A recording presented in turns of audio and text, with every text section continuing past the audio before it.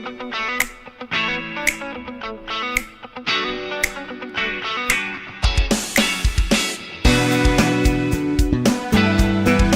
Wednesday.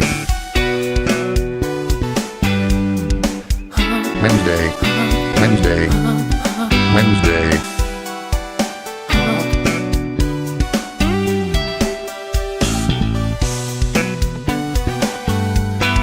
Wednesday. Wednesday.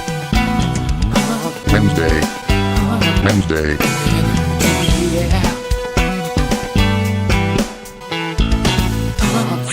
Energy. Wednesday. Wednesday. Wednesday.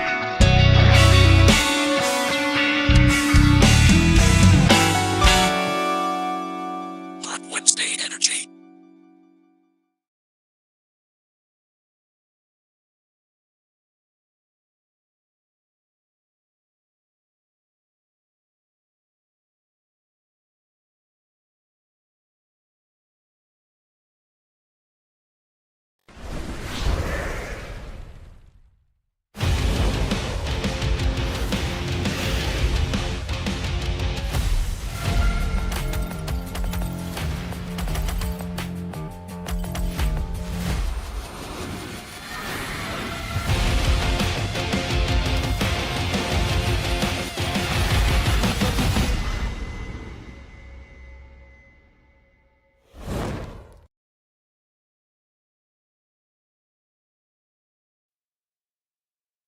Hello, everyone, and welcome to Firelink Podcast, episode number 32 for Wednesday, August 7th, 2024. My name is Marty and I am joined by Casey Wosu, Jesse Galena, and of course, producer Eric. Jesse, when I was going to the Chicago airport, I drove past a lot of Galena roads. So I don't know if you secretly have some land near O'Hara Airport, but if not, you should look into that. Maybe you got a lot of money you don't realize. I mean, he wouldn't tell you if he did. That's because it's the secret. I mean, I feel like you could tell me. Like, I'm not going to do anything to it. Like Marty, I have a lot of money. You'd be like, all right, cool. Cool. Yeah, it's on the airport in Chicago. I don't have a lot of money, and also those are not my roads. Sorry. Those are not your roads. Okay, No. okay, that's not how last names work. Welcome, everyone. Welcome to this week's episode of Firelink. We have a wonderful show for you tonight. We have a very positive topic for our main topic, which is going to be all about video game music. It's going to be about the tunes we like, the artists we like, the games, soundtracks we like the things we keep thinking about, even outside of games, the music that really sticks with us. And then a couple news bits, including the more tidbits of the what I want to call the Fortnite-ification of games, which is a thing you like is in another thing you like, and how do we feel about that? And Crossovers. Crossovers. And then some sad news about a pretty, I don't know if beloved, but a storied game studio being shuttered by Meta today, which was a bit of a bummer. So we'll talk about that as well. And I think we're dealing with a little. There's some weird sort of Discord or internet hiccups. So let us know how it's going. I know Eric's doing all sorts of magic behind the scenes. I think we should be able to get it fixed. And if not, we'll just podcast to each other, and no one will be able to hear it. And I think that's fine. Yeah. I think they can hear us at least, right? It's just the video that's stuttery, or is it also us talking? Who needs videos? No one needs videos. We just look like video is overrated. Yeah, just the video. The audio is working fine. It's just the video. The audio is working fine, says Eric. Who needs videos? Yeah, who needs Except faces? for us, who literally run a video We're company. an entire video team, yes. Entire video. Pivot. Let's just pivot. We'll be an audio. Let's just pivot. It's fine. How are you guys doing? Welcome. Yeah, I'm doing okay. Kind of tired. I have a lot of tasks that I need to get accomplished, like in the real world and in the virtual work world. And so just working through them has not left me a lot of time to sort of just chill. I'm in need of a good chill. What are you I'll say gonna that do much. if you chill? Yeah, like what What is is the case you chill? it involves? It's not gonna- ice cream. It's oh man, definitely- because I've been Ooh, are we back? Are we good? Oh, we are blipping. It We looks never like. we never left. Regardless of what you might think and not be able to hear each other, we never left. No, yeah, I can't do the junk food chill because that's a really great point that I would just eat an entire tub of ice cream Mhm. because I've been going to the gym. So that is actually one of my real life tasks of me like trying to be healthy is just not eating like a straight goon. Do you feel chill at the gym, like a swole chill? Do you ever go into like the sauna, get a little schwitz? Like I've never done that. No, get a little sweat on. that seems real I'm not a heat guy. Like I hate heat and feeling heat around me. My mom tells me that I was born during a winter storm, so I've taken it to heart, and it's become like a part of my personality. Right, Ned Stark.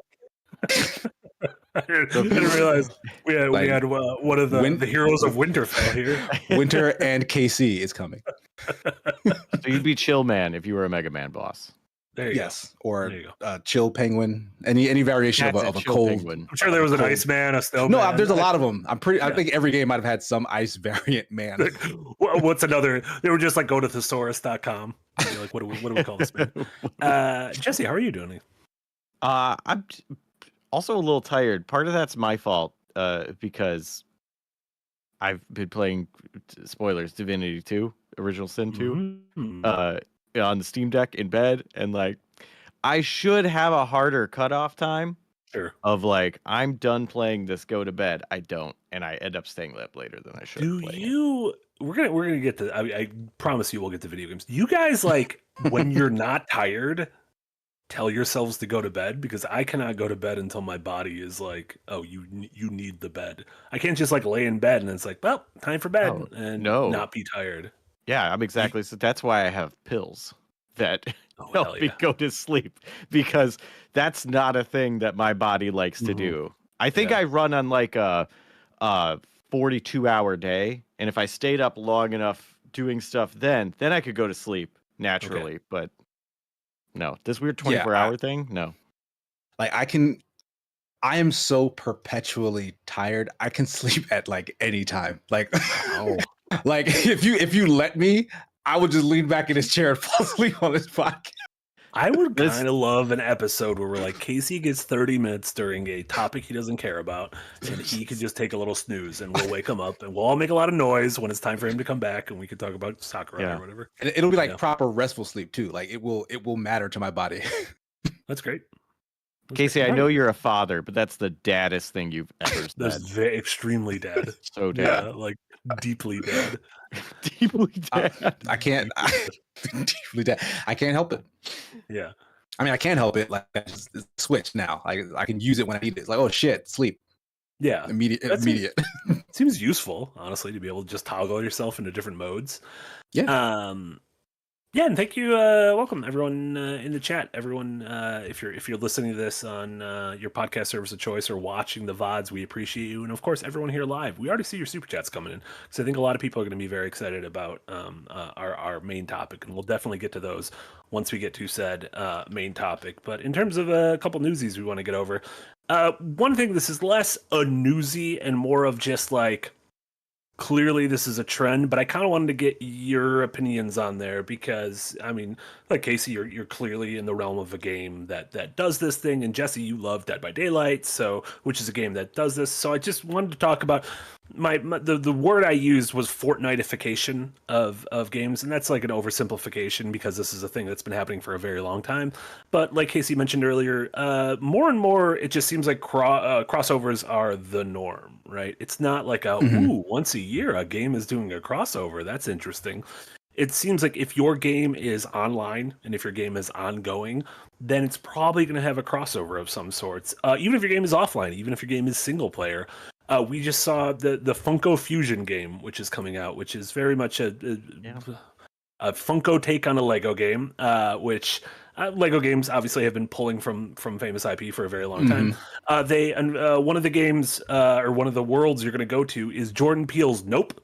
So there's just a level based on like Jordan Peele's Nope, and I think you fight Jean Jacket, and I don't know if this game has voices. Like, is it going to pull like Jordan Peele's like the VO of them and Kiki Palmer? Like, I don't know. Just strange. Like, I don't get it.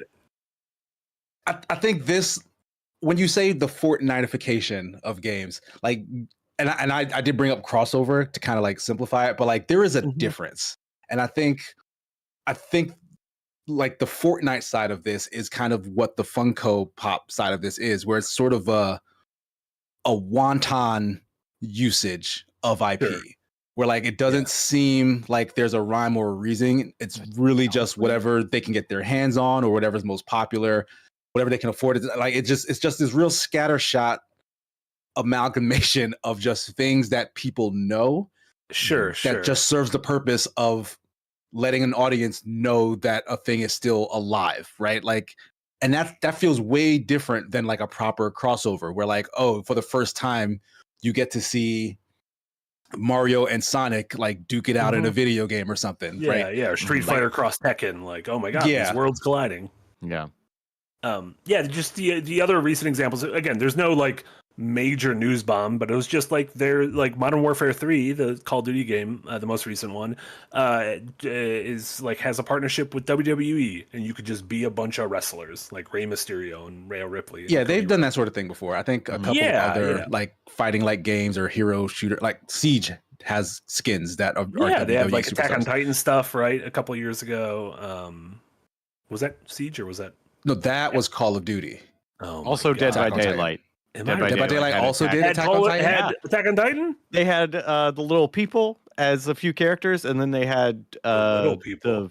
There's only big people. There's normal people and big people in that series. Like the people with the zoom, like just the normal dudes with their. I don't think I've seen enough Dead by Daylight to know what the hell you're talking about right now. But yeah, the people are the survivors, and then they have I think the big Colossus and the female Colossus as skins for two of the killers. And they're just skins. And Dead by Daylight was the other game because the Castlevania tie-in has launched, and then they announced a Five Nights at Freddy's crossover is also coming. Which I mean, Dead by Daylight has been built on this. It's kind of like I don't know if there's a narrative conceit for it, but it's like just part of the game's DNA, right? I think that's a huge point. I wrote down a short novel about my feelings about this. I'm not going to hit all these points, but I feel like that's a really good point to why I think it works in something like Dead by Daylight, where Dead by Daylight originally was an asymmetrical horror game with original characters. It was a game that should be fun first. They did that for a while, made a thing, eventually got a license for Mikey Myers, got him and Laurie Strode in the game, and then that was like, whoa, that's cool. And then they kept doing original things, and they got some other IPs. They got their Freddy's and their chainsaws and their pinheads, and like but like it's still the game. Like it's still what it is, and that's what makes it good. That's just some nice icing on top. And how they treat those things is massive. Like they're not just in there for funsies. They really develop a good character to play as. Would you say that every crossover character that has joined Dead by Daylight follows some internal rule? Because I think that's a very important thing that kind of helps keep it feeling honest versus like kind of cheap character buy-in. Yeah. Like for Smash, which is probably one of the biggest versions of this. I was going to bring that up. Yeah. Like Sakurai's main rule was it could only be video game characters. Like a character that originated from the world of video games. So it couldn't be Goku because he has video games, but like Goku's a manga character. So no one from movies, no one from TV, no one from anime. And I think the core of Smash is this celebration of video games. Sakurai is a huge gamer. And so any video game IP that he, was familiar with, loved, or just thought was a good fit, he would go study and then import the essence of that character into his fighting game. And like they would really look and feel like them just in Smash. And like that's the heart of what made all of those reveals so freaking exciting. Because it's like it's not a skin, it's not a mock-up over the top of some other character. You're gonna get to play that character you know and love in Smash. Yeah. So like so I'm sorry, I got on a tangent here. No, but does Dead by Daylight follow any sort of rule that kind of like keeps everything honest in that way? Don't know if they follow a rule of like, it has to meet this, but I do think kind of for the same reason what you're talking about with Smash, it feels like there is a reason for it. I don't know what that reason is, like with Smash being it has to be from video game, but every character that they have in the game, it has that sort of thing where it's like, oh, we've studied what they do. We're familiar with like their place in pop culture, their place in horror. This is what they do. How can we incorporate that as a unique thing for this character? And then also to back up my point with Smash also started as just a cool fighting game. Like yeah, with only like 8 characters or whatever, 12 with I think it was 12 characters total. Like, and they were all very Nintendo characters. It was not like, oh my gosh, they got Cloud from PlayStation. Like, no, like they made their own thing, and then they started toying around with the guest stuff from outside thing, and then that kind of became like the highlight, right? Is like how many of these characters from video games can we stick in here? Yeah. So I don't know. I'm sorry. I want to bring up Mortal Kombat. How that has been doing that, but I feel like the rule I don't know for sure, but it feels like the rule that they follow is a character that is from something gritty and violent. Sure. Yeah. It has to be someone who it would make sense if they ripped out their opponent's spine. Yeah. Like, and them sticking to that has made all their picks seem fitting. Yeah. And fighting games, that's been a thing for a while. Like Soul Calibur, I don't know if it was, but Marvel vs. Capcom, and Soul Calibur bringing in like Link and Yoda and Vader, and then you know, Heihachi, Spawn, that kind of stuff. And now it just feels like par for the course. Like, I don't know if Street Fighter 6 did it. Brought in any? They brought like they're doing it now. They're doing it now. Yeah, like Terry's like Terry and Mai are coming. Anyone from ARMS? in Street Fighter 6? No. Oh, dang it. Don't laugh at that. People in Street Fighter 6 have arms. What if there was someone who was just all arms? Like the game ARMS. I do think the Dead by Daylight is not that they get a pass, but it does. I think you hit the nail on the head, Casey, about sort of giving it that we are clearly fans of the thing. I'm imagining everyone who works on Dead by Daylight is a fan of horror, and that is what they pull from. It's not like you are working on Call of Duty and all of a sudden here's this random anime, here are some wrestlers, or you're working on Fortnite. It's like here's LeBron James, and then we're also you're gonna get the fucking the Tim Wise or whoever the VP Kamala's VP is. He's gonna be in Fortnite. Tim Walls, I think his last name. Walls. He's gonna be within 6 months. He'll be in Fortnite. Mark my words. I don't think they have any. I could be super wrong, but I don't think they have any politicians in Fortnite. I mean, they had that Martin Luther King like walkthrough. That's not a politician, and that was not like a video. That was more of like an experience. Right. It was very tasteful. I'll give them that. And they did not add a Martin Luther King skin. No, that would have been bad. That would have been a bad call. If NBA Jam was brave enough to put Bill and Hillary Clinton and Socks the Cat in NBA Jam in the mid '90s, then I feel like these games should do that. But yeah, Jesse, you feel okay about it? I'm assuming on a case by case basis. Yeah, because I like it, but I think the main thing is one thing, the respect for what it is, and then the other thing is it has to be built on a thing that is just good without it. Like I really enjoy the Freddy vs. Jason movie. Yeah. I think it's a delightful horror comedy. When I saw it, I had never seen a Friday the 13th or Nightmare on Elm Street film. And that didn't matter. It was a fun. I knew some about these characters from cultural osmosis. Yeah, but like I did not know much about them, and it was still what a delightfully comedic, weird movie. And like that's what mattered. And that's how I feel about things like Dead by Daylight and things like Smash that do it well. And then why I get about things like the Funko Fusion, where it's like, I don't know what game this is. Like, I looked at it, I don't even know what it says. Action adventure, which means literally nothing. Yeah, that's every game. That's just video game. That's what that means. Yeah.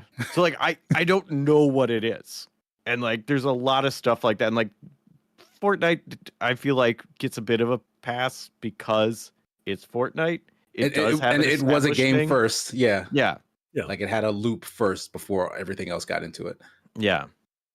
So before they held Christopher Nolan by gunpoint to premiere the trailer for Tenet inside of it. I didn't know that. Remember, they premiered a trailer for Tenet inside of Fortnite, and he was dying on the inside when they did that. I don't think he had anything to do with that. Because it was like COVID, and they're like, "What do we do? Put it in Fortnite?" And he's like, "Fucking kill me." Was he Is there the a Chris one Nolan skin in there? What does Chris Nolan look like? I don't even know. Aaron becomes a hardcore Fortnite player. Oh man, I get what you're saying with it being a game first, but I still think that can be diluted by all of the oversaturation of other IP. Like absolutely, like whatever Fortnite and Fortnite kind of did it to themselves because in their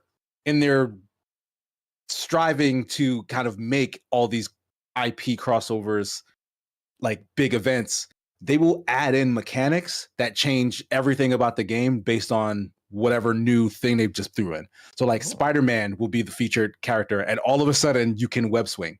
Mm-hmm. But you can only do it for like a limited time, right? Like they put some sort of in the game. Like seasons or whatever. Like the ability to web swing does stay in the game. Like I don't know if you can use it whenever you want. Like I think in some cases I've played like just bits and pieces of Fortnite, so I can't say with this with any certainty, but I think it might be like it's used as an item. Like you would find something in the world, and like that would allow you to web swing like Spider-Man. Yeah, but I find Tom Holland's severed hand.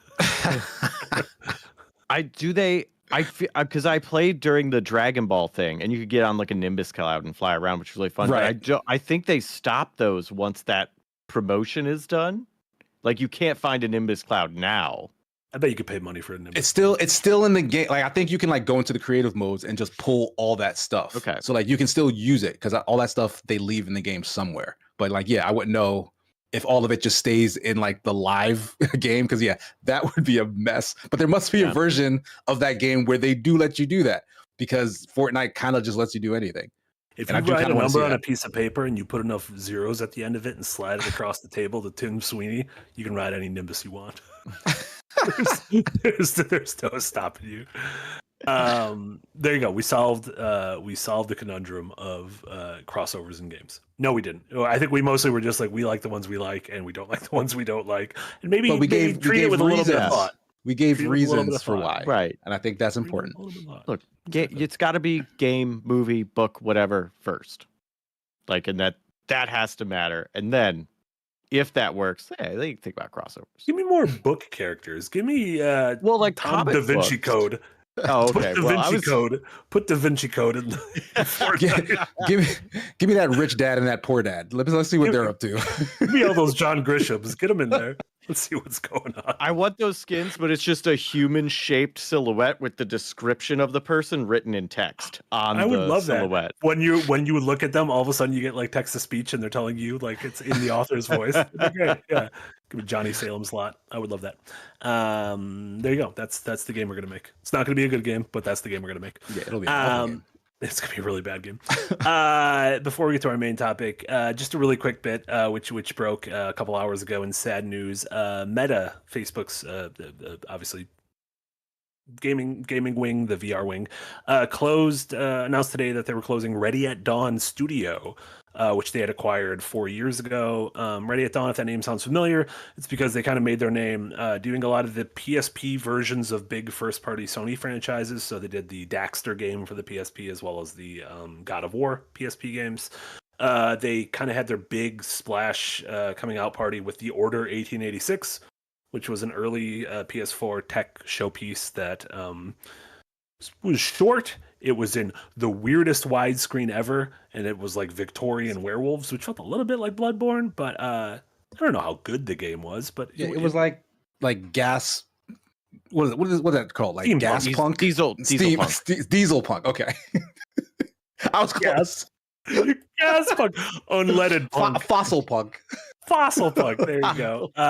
And then over the past couple of years, they kind of pivoted, obviously getting purchased by Meta, to a VR studio with the Lone Echo series, which I've not played a lot of VR games, but I played Lone Echo 1, and I was really impressed by it in the early days of Oculus. And it's just a bummer. Again, a year with so many layoffs and studio closures, and seeing the news that places like Bungie and Sony at large and Xbox and smaller studios like this getting the axe, even though they have the funding of a company like Facebook / Meta behind it, it just is a bummer. It's a bummer that a company with like a really cool video game history is no longer able to make the cool shit.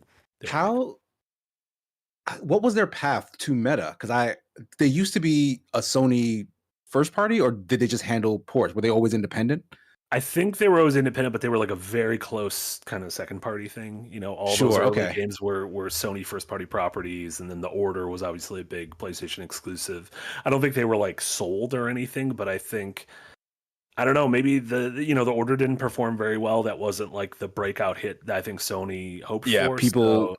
People kind of dogged on it when it came out. Yeah. And so maybe then they pivoted. I think a lot of people saw dollar signs in the VR space, pivoted to that hardcore, and then I'm not an expert in VR, but I don't know if that has paid off. I don't know if anyone's sort of just raking in the bucks in the VR space, but kind of a bummer. Yeah, it's unfortunate, but it's like every time we assemble for this show, we have another one of these to talk about, because that's just the way of the industry right now, which is a bummer. Yeah. You know what? That was the sad portion of the show. We're getting to the happy portion of the show now, though. Yeah. You want to talk about music? Yeah, not music. That's different than music. It is. It's like that's what you hear in the elevator. I feel like there could be like killer music, though. I feel like some of the composers and games and tracks we talked to would actually make like incredible music. Oh yeah. But then doesn't it become music? Because isn't the whole purpose of music to not be noticeable and incredible? No, I feel music to me is like I am in like an elevator or a waiting room, and it's something that I guess it's something like I don't pay attention to. It's filling space. Like if you're in the elevator just rocking out, it's like shit. Who is this artist? Like where can I find this album? So music was like lo-fi before lo-fi. Like it was just that like kind of be in the background, let you hear it, don't really pay attention. Yeah, it's lo-fi beats to wait in a waiting room and see if you have a communicable disease too. I'd click on that link for that playlist, though. I'm a sucker for those. Yeah. No, but so yeah, we just wanted to, this wasn't really based on anything other than I just always want to talk about bullshit like that. But Polygon.com released they have like a cover story going on right now of just based on music. Polygon every once in a while does like a cool here's a week of like features that are all circling around something, and the one this week is all random stories about video game music, and it was just one of those things where I was like, ooh, this is really cool. Like I kind of want to talk about this at large on the podcast. And so honestly the floor is kind of open for like, what are the tunes you're going back to? What are the games you're always thinking about? What are the ones that when we talk about video game music, the ones that like really, really sort of like tickle your fancy?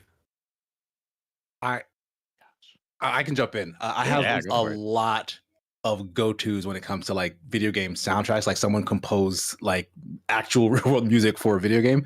Mm-hmm. But I also have a lot of, this is just the music from a game that I have sought out and isolated and just put somewhere on my computer because I love it that much. And from time to time, I will be thinking about it and go back and listen to it. So also like just the entirety of like Koji Kondo's like discography, I guess. I literally feel like that's like kind of where you need to start to be like, okay, by the way, this guy, all the Mario and Zelda music we think of was like came from this man. Yeah. And not just him, like there are straight up gods of instrumentation and music just in the 16-bit, not like 8-bit era of like video games. Like whoever was fucking making shit at Capcom. Like almost every game they released just had like Mega Man, Street Fighter, like they are so good at exactly that level of just chiptune stuff. Mm-hmm. Like past that era, freaking bunch of N64 stuff. The Square folks, or the Rare folks. Rare, yes. Grant Kirkhope. Grant Kirkhope, Dave Wise was like Dave the Wise. Super Nintendo generation. Grant Kirkhope did a lot of like Banjo, GoldenEye, Perfect Dark. Yeah, like the Perfect Dark. Like GoldenEye had a great soundtrack.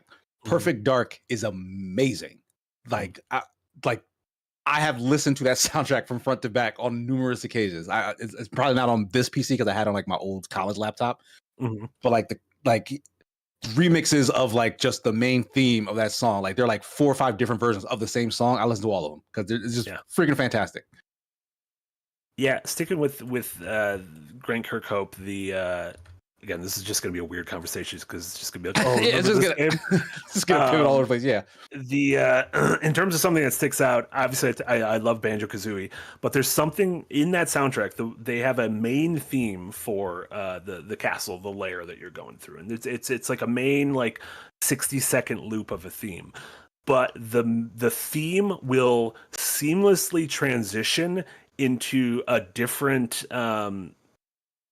like tone depending on which world you're coming up to. So there's the overworld theme, and it will seamlessly gain like pirate sounds to it as you're approaching the pirate level. And it's not like this track ends and this track begins. It is literally the music you are listening to gains these pirate instruments.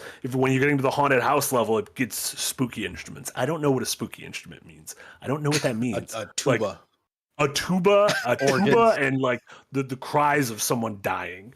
But it does this for all, 10, 11 worlds, and it'll transition to like, the desert theme or the snow world theme, which has like a Christmassy element to it.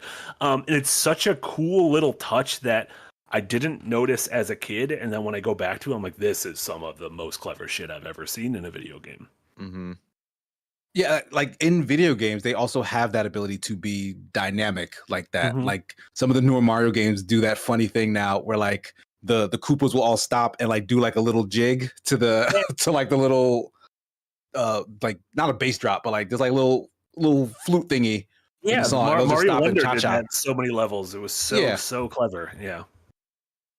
I think I brought this up before, but and I think this has happened before, but that furry fighting game, Them's Fighting Herds, it also had like an amazing soundtrack, and it did a cool thing where every character has a theme song, and when they're in a level, their song is combined with the other character they're fighting song, and based on who's winning, like more of their song will like break through the instrumentation over the other one. And like, yeah, it's super cool. And like, I went and found the like a listing that just had all the variations of all the soundtracks, and like the mixes even sound really cool. Like there's one like kind of icy unicorn type horse thing. Like she'll have like kind of like the Christmassy chimey like ring a ding ding type thing in her music. But then, like, if she fights the cowboy one, then like you'll mix that with like the southern twanginess of the other one's stuff, and like it's just such a cool ass idea that I hadn't seen anywhere before prior to that. I love it. Cool. What about you, Jesse? What's sticking out to you? I as a person whose music I listen to, so Akira Yamaoka, who did the soundtrack for most of the Silent Hill games, the soundtrack for the first 4 Silent Hills, I will just put on, and like half of those tracks are chains getting rattled around and like someone beating on a wall, and it's like, this isn't technically music, but I find it soothing. And then there are things that like a full song with lyrics, like Room of Angel, and they did in I think the secret track in the 3rd game, they did the theme song of the first game, but then have someone sing lyrics to it about Silent Hill. It's fantastic. I love his music. And then like listening, and so much of it feels just talking about Akira Yamaoka is like it's would be so easy to be like, oh, okay, these are these spooky games, so just make a bunch of like spooky tunes. But he pulls from so many different genres and like the sort of the different pop trends of the time, both the US and the Japanese pop trends of the time, and it works in the game. Like in 3, when you're playing as a teenage girl who's like dealing with all the shit she has to deal with in 3, whether it's the monsters or the stuff happening in her like personal life. Pulling in that kind of like, you know, real world emo music like really works then, and yeah, just like creates a soundscape that is kind of, I cannot separate the game itself from that music. Like they are one and the same to me. They really, it's amazing how well they pair together. Like they truly are good on their own, but like amazing together. Yeah. Also, Bayonetta 1 and 2. Like I haven't listened to the third soundtrack as much. I'm playing the game, but like, oh my gosh, absolute bangers the whole way through. Yeah. Like upbeat, really has that high energy feel. And there was one, I think I was watching or reading something with the developers. They were talking about how they wanted to have sort of like that high energy, like Devil May Cry style, like, oh, it's like this, but like wanted, rather than using rock music, wanted to use like feminine instruments. Ooh, and so there's a lot more like piano and like choiry things. So it's like it's got a piano that feminine, feel. a feminine instrument. I don't know. That's what they say. But like things that like were more like, they have some of those angelic sounds and like different stuff that works really well with the theming of the game as well, but also gives it a very distinct sound, which is awesome. How do you? So you brought up Bayonetta, transitioned a bit into Devil May Cry. Like, how do you guys feel about music as like a vehicle to kind of get you immersed in an action scene? Because I feel like that is something that I don't, of all the examples I have written down, like action scenes aren't the thing I immediately go to, even though like I love like the Halo and Gears music. I love Bear McCready's God of War music, but like I don't know, for some reason like I think of quiet moments more than I think of action. Do you guys like, can music in an action scene like really pull you into it in a way that other things can't? Yes, but all my examples that I'm thinking of are like movie related. Oh, sure. Yeah, Like, I can definitely. Yeah. I think that's more subconscious in gaming for me than in movies. Mm-hmm. I think that's true. That like the thumping music, you only notice it when you're not fighting and it keeps going. You're like, oh, why is it still thumping? There's nothing for me to fight. There's still enemy somewhere. I hear it. Right? Yeah. You like start searching about coming from. Yeah. But I've always taken notice of like the fight music in the Monster Hunter game, or at least the Monster Hunter World / Rise games or whatever, because one, incredible, like super underrated, super like people should really pay attention to the music in the Monster Hunter games. It is fantastic, but it also uses it in that dynamic way where the closer you get to the monster, and once they like have noticed you and are like in the fight, then their particular theme will like raise up and blare, and if they run off, the music kind of runs off with them. Yeah, I love that. So like that kind of leaves you with like the quietness. So like I always take notice of like, yes, now I'm in the fight with their fanfare and stuff, and that always definitely adds to like the feel of this epic battle with the creature. That's also a really good example. Yeah, I'm also wanted to ask about, because I know we're eventually going to get into like licensed music and soundtrack stuff, but BioShock Infinite did something interesting where they essentially made covers of all of the licensed music that they used. So they essentially turned the licensed music into their own like stuff game soundtrack, stuff you would hear in Colombia, stuff like a barbershop quartet would sing, right? Beach Boys, like and like just you could have done that completely outside of a video game, because those were like good ass covers. Like they made excellent covers of a lot of really good, very popular songs. But like just by virtue of this is where I heard it, they've sort of cemented that game in my brain. Like BioShock Infinite, I liked a lot. Like I really like the story, like I like the characters and whatnot. But it's honestly like the moments of hearing the carnivalized version of Girls Just Want to Have Fun that is just in my brain. Like I remember walking around on that beach where that song was playing because of that. And like that barbershop quartet that you brought up, like that was something that they highlighted, like I think in the trailer, but like seeing it in game, like I sat and watched that entire performance by like those fake Beach Boys, those barbershop boys. The barbershop boys. Because it was just so good. Like it was so well done. we don't get a lot of that, of like taking real songs and kind of transforming them into how they would exist diegetically in the world itself.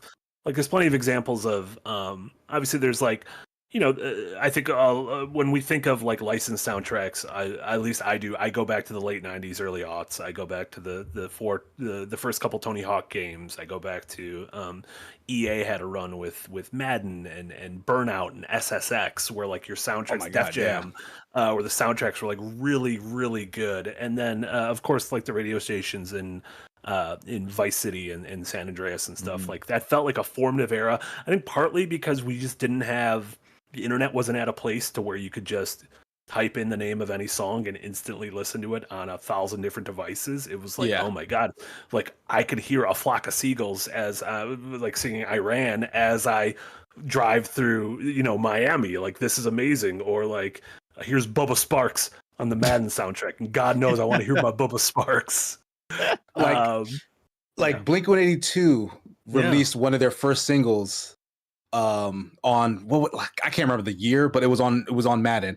It was such a dope ass anthemy ass song that just fully I'm not a big football guy. I used to play all the football games as they were coming out, but like hearing Blink-182, one of my favorite bands at the time, like their brand new shit, just open up the menus for Madden, whatever, like that sold me. I was like, I'm a Madden boy for the entirety of whatever this game has to do.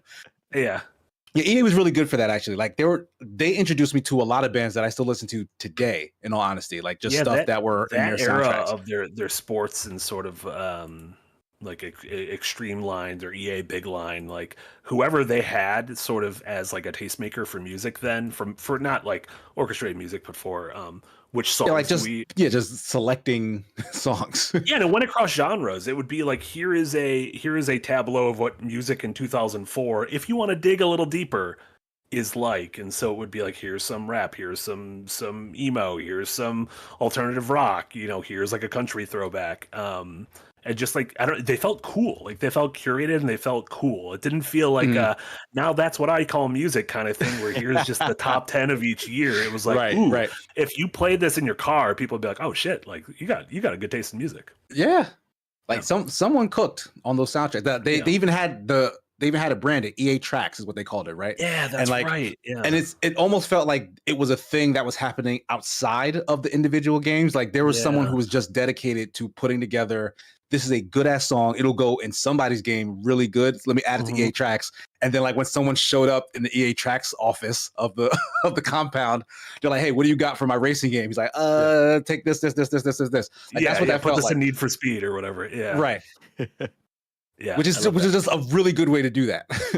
Yeah, absolutely. And like those things like extreme sports or racing or like any of those, like it sort of made sense that they were entwined with like what was happening in music and pop culture at the time. So when you had your Tony Hawks or your Dave Muras or Aggressive Inline or whatever, like it made sense that their soundtrack reflected the culture of said, slice of sports or slice of life. You guys remember 1080 snowboarding? The GameCube one? Yeah. Did that have licensed music? Yes, it had a lot of licensed music, and it was a Tony Hawk-esque level of quality. There are 3 bands that I have listened to since then from just that one game. So again, like 1080 snowboarded, okay snowboarding game, had a lot of fun with it, but it's always in my head now. Like I will forever remember that game because it introduced me to Seether, it introduced me to Cauterize, it introduced me to Finger 11.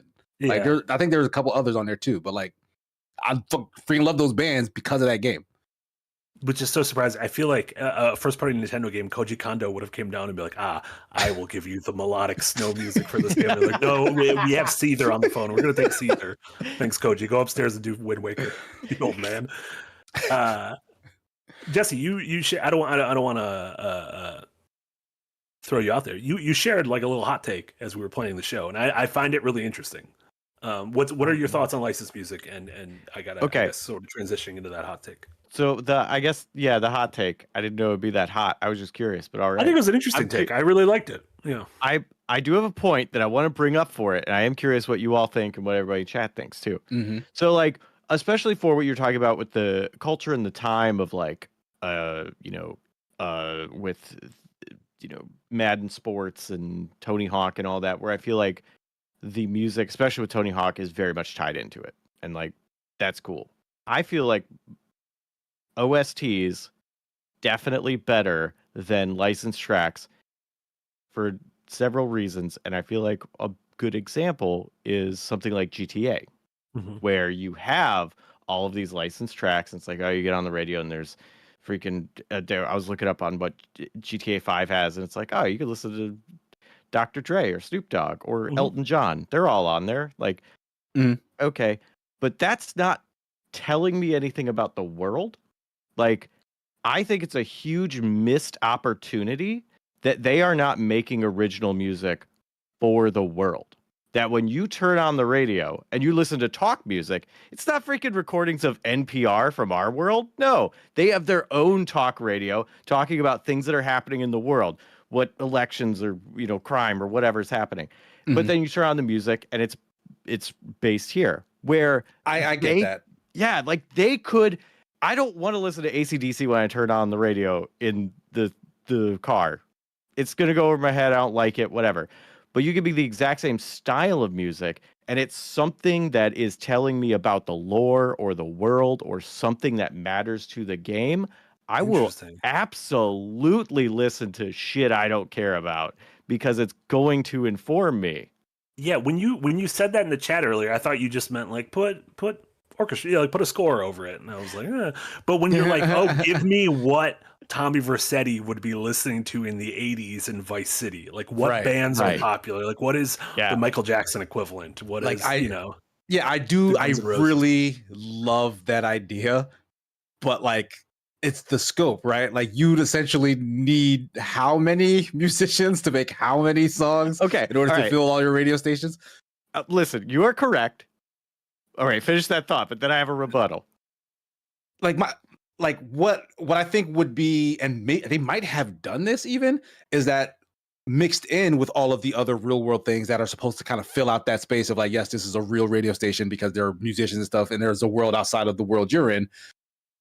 If they did have actual artists in the world who were mixed in with that. So like, I want to say, I think Vice City specifically had missions where you were helping some sort of hair metal band, and GTA San Andreas definitely had you steal somebody's rhyme book, like for a friend who was also a rapper. But I don't know if those musical acts in either game also had music in the world that then played on the radio. Yeah, like I don't remember, but that would have been cool. Yeah, that would be incredible to have a song that like, oh, this is, from the stolen songbook from this other game. And like I kind of love that. Yeah. And like referring to events, like I was like, you hear a folk song in GTA. Okay, whatever. You hear a folk song about someone who stole a tank and outran the cops by turning the turret around and shooting it backwards so they could outrun him. Like, oh, that's a GTA thing that like probably most people have done. Like that's a fun in-world like story of like, folk songs about like, oh, that person that robbed a bank and got away with it. But it's like, but that's a GTA thing. I feel like that's a missed opportunity. They did so cool. In Red Dead 2, obviously they're not like putting, needle drops on the radio or anything, and there's a lot of score. But they did have, and I brought this up, it's just the weirdest, I don't know why, but they had D'Angelo, the R&B artist D'Angelo, record a song Unshaken, and it drops at a very specific part in the game. And it's, I guess that's a little bit different because we're talking about like putting on the radio at a certain time in the game. And I guess this is diegetic music in the game. Yeah, well, but not D'Angelo. But like the GTA. No, it's not diegetic because they're not the music doesn't exist in the world. It's not like Arthur's like listening to it on. No, I meant for GTA, not. Oh, for GTA, yes, for GTA, diegetic, yeah. Whereas this, they had like the needle drop for that D'Angelo song, Unshaken, and it's like I only played Red Dead 2 once, and I adored it, and like that's one of the moments that's like glued in my head. In the same way, I think Kojima's really good at very specific needle drops, whether it's original songs like the Snake Eater Ladder Climb or him choosing specific songs in Phantom Pain or Ground Zeroes, like having Joan Baez or David Bowie drop at certain points. Was it Metal Gear Solid 3 that had like the iPod on Snake? 4 was where you had a literal iPod and you could listen to a podcast about the making of Metal Gear Solid 4 as well as like music. And so Snake could be like, how did they create me? He would put it on his headphones and listen to it. But then remember there was that boss fight where chat was telling us, play this song on your iPod while you fight this boss. Because it did something that I can't even remember. That game was like a fever dream. A literal fever dream. The other two that stick out to me were The Last of Us Part 2 has like thematically keeps coming back to a couple real world songs, Pearl Jam's Future Days and Aha's Take on Me. Like at very emotional parts in the story. Future Days, the Pearl Jam song comes back a couple times as this like bond between Joel and Ellie. And then I don't know did you guys play Sackboy's Big Adventure? It was like a PS5 launch game. It was a Sackboy, the Little Big Planet game. Every once in a while, it had a musical level that was a platforming level, right? The beat of a song, like the Rayman games did really well. Rayman that used like Britney Spears' "Toxic" or something. There is a toxic level in the game that is so good. I think it was like my favorite thing of the PS5 launch is this level where you're like platforming to Toxic, and if you slow down, Toxic slows down, and then as you speed up, like the beat drops and everything. And I love that Britney Spears song, and it was like such a cool level of like, this is obviously a thing platformers could do really well. Nintendo's done it with Mario, obviously not with like needle drops, but with music or levels that are like sort of like set to a specific like song in sync with like that you just reminded me of Death's Door, which had a level that like there's a song like for the stage that you're in, but that stage has like all of these kind of moving platforms and pistons in it, and everything's quiet because the pistons aren't active when you first get there, but then you go through a couple of steps to turn them on, and then the beat drops with the pistons. So from that point forward, there's like this bass line tied to the rhythm of all the moving things in the level. And when you listen to the Death's Door soundtrack, you don't get that. No. And that really kind of like it sucks because like that made the song feel so good, but it's almost as if they're saying that's the game. Like you only get to feel that in the game. Like this is the music. You're not where the pistons are, so you don't get that thump. But when you're playing that level, you realize in order to like get through this thing, you need to time your dash to like the bump, right? 3-4, Hi-Fi Rush had a similar thing with a lot of its. Like literally everything in that game, I think, was just in sync.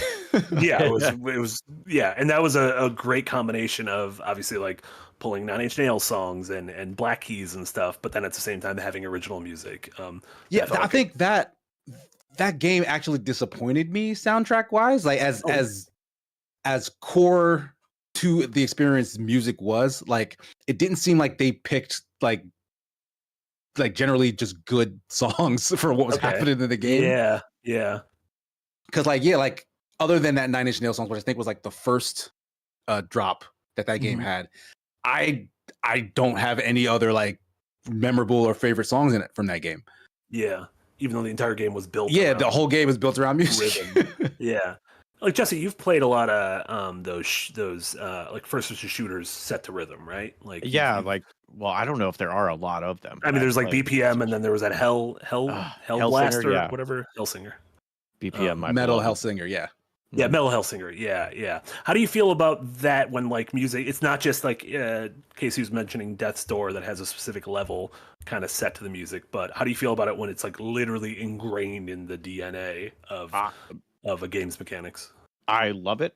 I love rhythm games. So like beats per or bullets per minute, absolutely love. And then like DDR, all of those great rhythm games.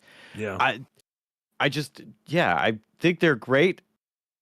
Just like a peeve of mine with that Hi-Fi Rush did and that Hellsinger did is that it doesn't penalize me for being offbeat as much as I need it to. And that drives me wild, where it's like, if I'm offbeat, shut me down. Give me a clear, you did this wrong. You're not getting that shot off or whatever you were doing. And like, they'll be more forgiving. And that bothers me in rhythm games. That's funny. Not on rhythm. it should be a really bad thing. Because they're Dark Souls of rhythm games. Yeah, because they're clearly doing that because people are highly likely to struggle with rhythm, right? So they're like they want to try to ease that feeling of being like, I can't do this, I can't play this game, I can't get anywhere.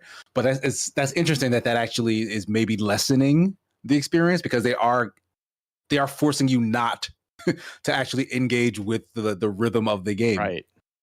And in those, they don't have an option for like you have to have perfect rhythm. Which if they that'd be a good difficulty option in those sorts of games. Yeah. It's like have a window of forgiveness.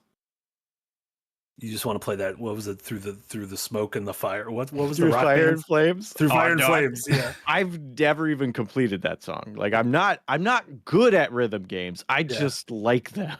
Yeah. I think I'm similar. I appreciate them, and then there's like the Cadence of Hyrule and the Crypt of the Necrodancer, and I just can't. Like my brain is not wired for that. And I'm like, I love Zelda. I like what you guys are doing here. Just I'll stay behind tonight. Like I've never even tried those. I should probably give those a shot. Those real rhythmy top down joints. Multiplayer because we could. Energy. Maybe one of them does. That there, I just saw an image of Zelda and Link side by side. That has to be multiplayer. You can't put two characters side by side and not have it be multiplayer. Oh my god, illegal. It's never been done. It's true. Be real illegal. Yeah, I just have a shit ton of like musicians written down, but then there's also like everyone in chat there's so many super chats that are just talking about different games. So I kind of want to start going on super chats and just use that as a bunch of branching off to different music things. Go for it. So yeah, thank you to everyone who's already donated. Remember your wonderful super chats and your patronage help keep the lights on and help us fund bizarre conversations like spending a Wednesday evening just talking about our favorite game music, including Cat Daddy with a $5 dono, classic Cat Daddy. I've been wanting Firelink to be this topic. Speaking about music, is it a Cat Daddy? Yeah, the Cat Daddy dance. It's show us what is the Cat Daddy dance? I will not show you. No, it's not like Turtle Dance. Do you need? Do you like? Are you like holding a cat? Like, what's the? No. What's the dance? Is there this involved? It's less cat bringing up the Cat Daddy. I do regret bringing it up, but it's less cat. It's less cat-like than you would think. It's more daddy-like. Yeah, it's way more daddy-like. What's something that says "Daddy likes leather"? Talking about leather, Daddy? Yeah, is it more like leather or more like you could fall asleep at any moment during it? Like which daddy on the Well, Eric is actually pulling up a video right now of a lady doing the Cat Daddy. Is that the mom from The Incredibles? No, it's not. No, it's My not. window is so small. I thought it was the mom from The Incredibles. I was mistaken. Cat Daddy with a $5 dono. Thank you so much. I've been wanting this Firelink topic for a while. Not just old OSTs, but new ones are great, like Citizen Sleeper, Ghost Runner, and Narita Boy. Yeah, we didn't talk about a lot of like modern indie games with great soundtracks, but a couple that stand out to me were the Outer Wilds soundtrack by Andrew Prowlo. Yes, I still listen to that while writing. It like literally its main song. There's the entire soundtrack. Like one of the most beautiful things I've ever heard. Austin Wintory, who does the score for Fez and Abzu and the Pathless, or no, not Fez, Abzu, the Pathless, and Journey, which he won a shit ton of awards for. Journey might be my favorite game soundtrack ever. If you held a gun to my head. Why would anyone do that? This is a weird. We're in a weird post-apocalyptic game show. What's your favorite? And then Disaster Piece, who did Fez and Solar Ash, and is also a movie composer. With he did It Follows and Under the Silver Lake. And then Darren Korb, who does all the Supergiant music. Ooh, that's nice. Bastion, Transistor, Hades, everything. That's good stuff. Are there any recent-ish indies? Let's take I have not gone to search out the soundtrack for this particular game, but I really did love the music in Nine Souls, in Bow, Path of the Teal Lotus, and another kind of pixel art swing 'em up, Sanabi. Like those games have excellent music. A swing 'em up, I like that. There you have a grappling hook, and you're like, that game is fully grappling hook based. I love grappling hooks. I like a swing 'em up. Jesse, any on the indie front? No. Like I He don't fucked indie developers. Make better Yeah, music take for us. that. I'll just to tie it back to Dead by Daylight, the music that plays while you're Dracula chasing someone is incredible because they You have think it's original Castlevania music, or do you? It's like I believe it's an original score, but it's very like Castlevania-y. There's like an organ playing and like it's very tense because each one will have different music based on the property. I had as a kid, I had a Casio keyboard, and you could Who didn't? Exactly. And you could set like specific like beats you wanted to drop down. That was like my 808 when I was 5, and one of them was like a spooky song. And I'm picturing in Dead by Daylight, you get snagged by Dracula, and the spooky Casio keyboard 808 drop. That's literally a photo of me. Thank you so much, Eric. That is me. Wow. That's me. My Casio keyboard. That's me. Yeah. That's not you. That's me and the mom from The Incredibles. Very bad vision. Oh my God, Javin says Tunic. Yes, the Tunic soundtrack. Yeah, the Tunic music is more ambient to me. Like like that's something that I could absolutely put on the background, but it's not something that I like yearn to hear again in the same way. John Lee yelled out Hollow Knight, and absolutely, the Hollow Knight soundtrack is top tier. Yeah, top tier. Yeah.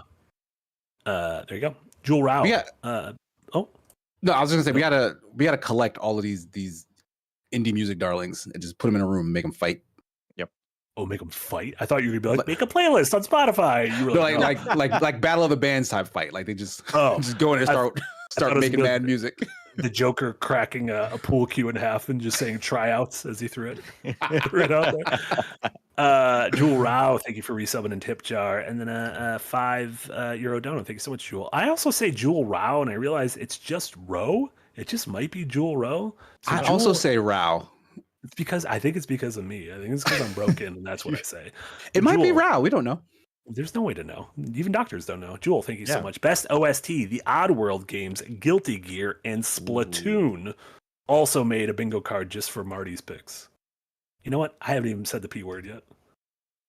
Persona? I haven't said Persona yet. I haven't talked about Maguro's incredible soundtracks for 3, 4, and 5, which not only take into consideration the setting and the cadence of the main party, but also pull from a specific genre of music, whether it's hip hop, whether it's jazz. And I am so excited for whatever he has in store for Metaphor ReFantasio and Persona 6. I don't know why I'm doing the thumb thing like I'm running for office.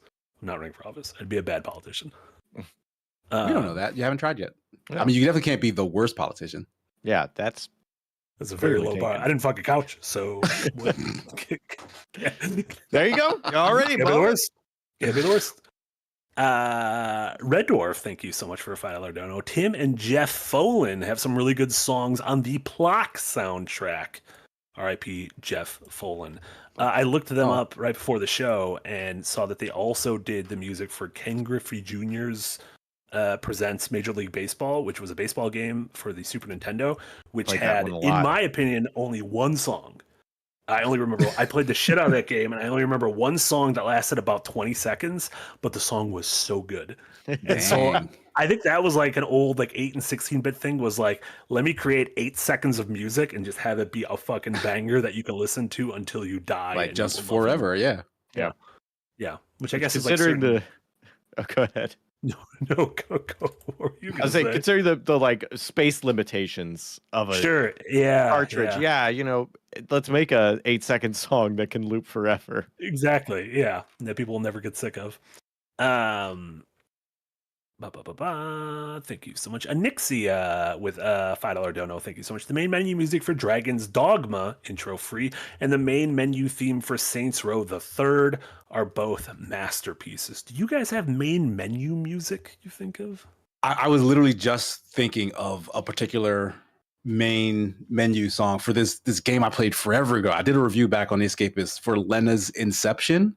It's like a Zelda-like that kind of got real meta with the concept, and she starts by breaking the world and the rules. Like, for example, she meets the hero who is like their Link variant, and then she finds him later dead, and so she basically has to do his job.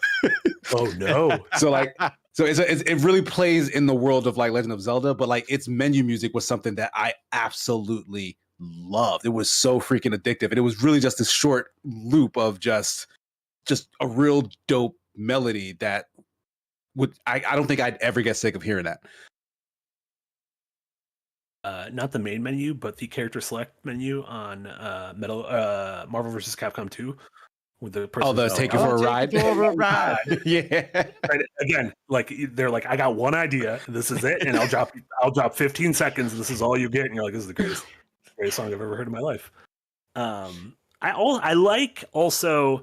I guess if there are themes, I like a save room theme. I like when someone's like, I'm gonna put some effort into the safe room or the save menu or the save room. Jesse, you're about to steal my pick. Yeah, you got it off of main menus, which I would say the Dark Souls games do have really good main menu themes. But yeah, the Resident Evil 1 save room theme. Like you could just that with a crackling fireplace, and like I could listen to that for like an hour, 2 hours straight. Yeah, Resi 1, Resi 4, the same for me. I like the ICO benches. You sit down on a bench and this weird flute comes out.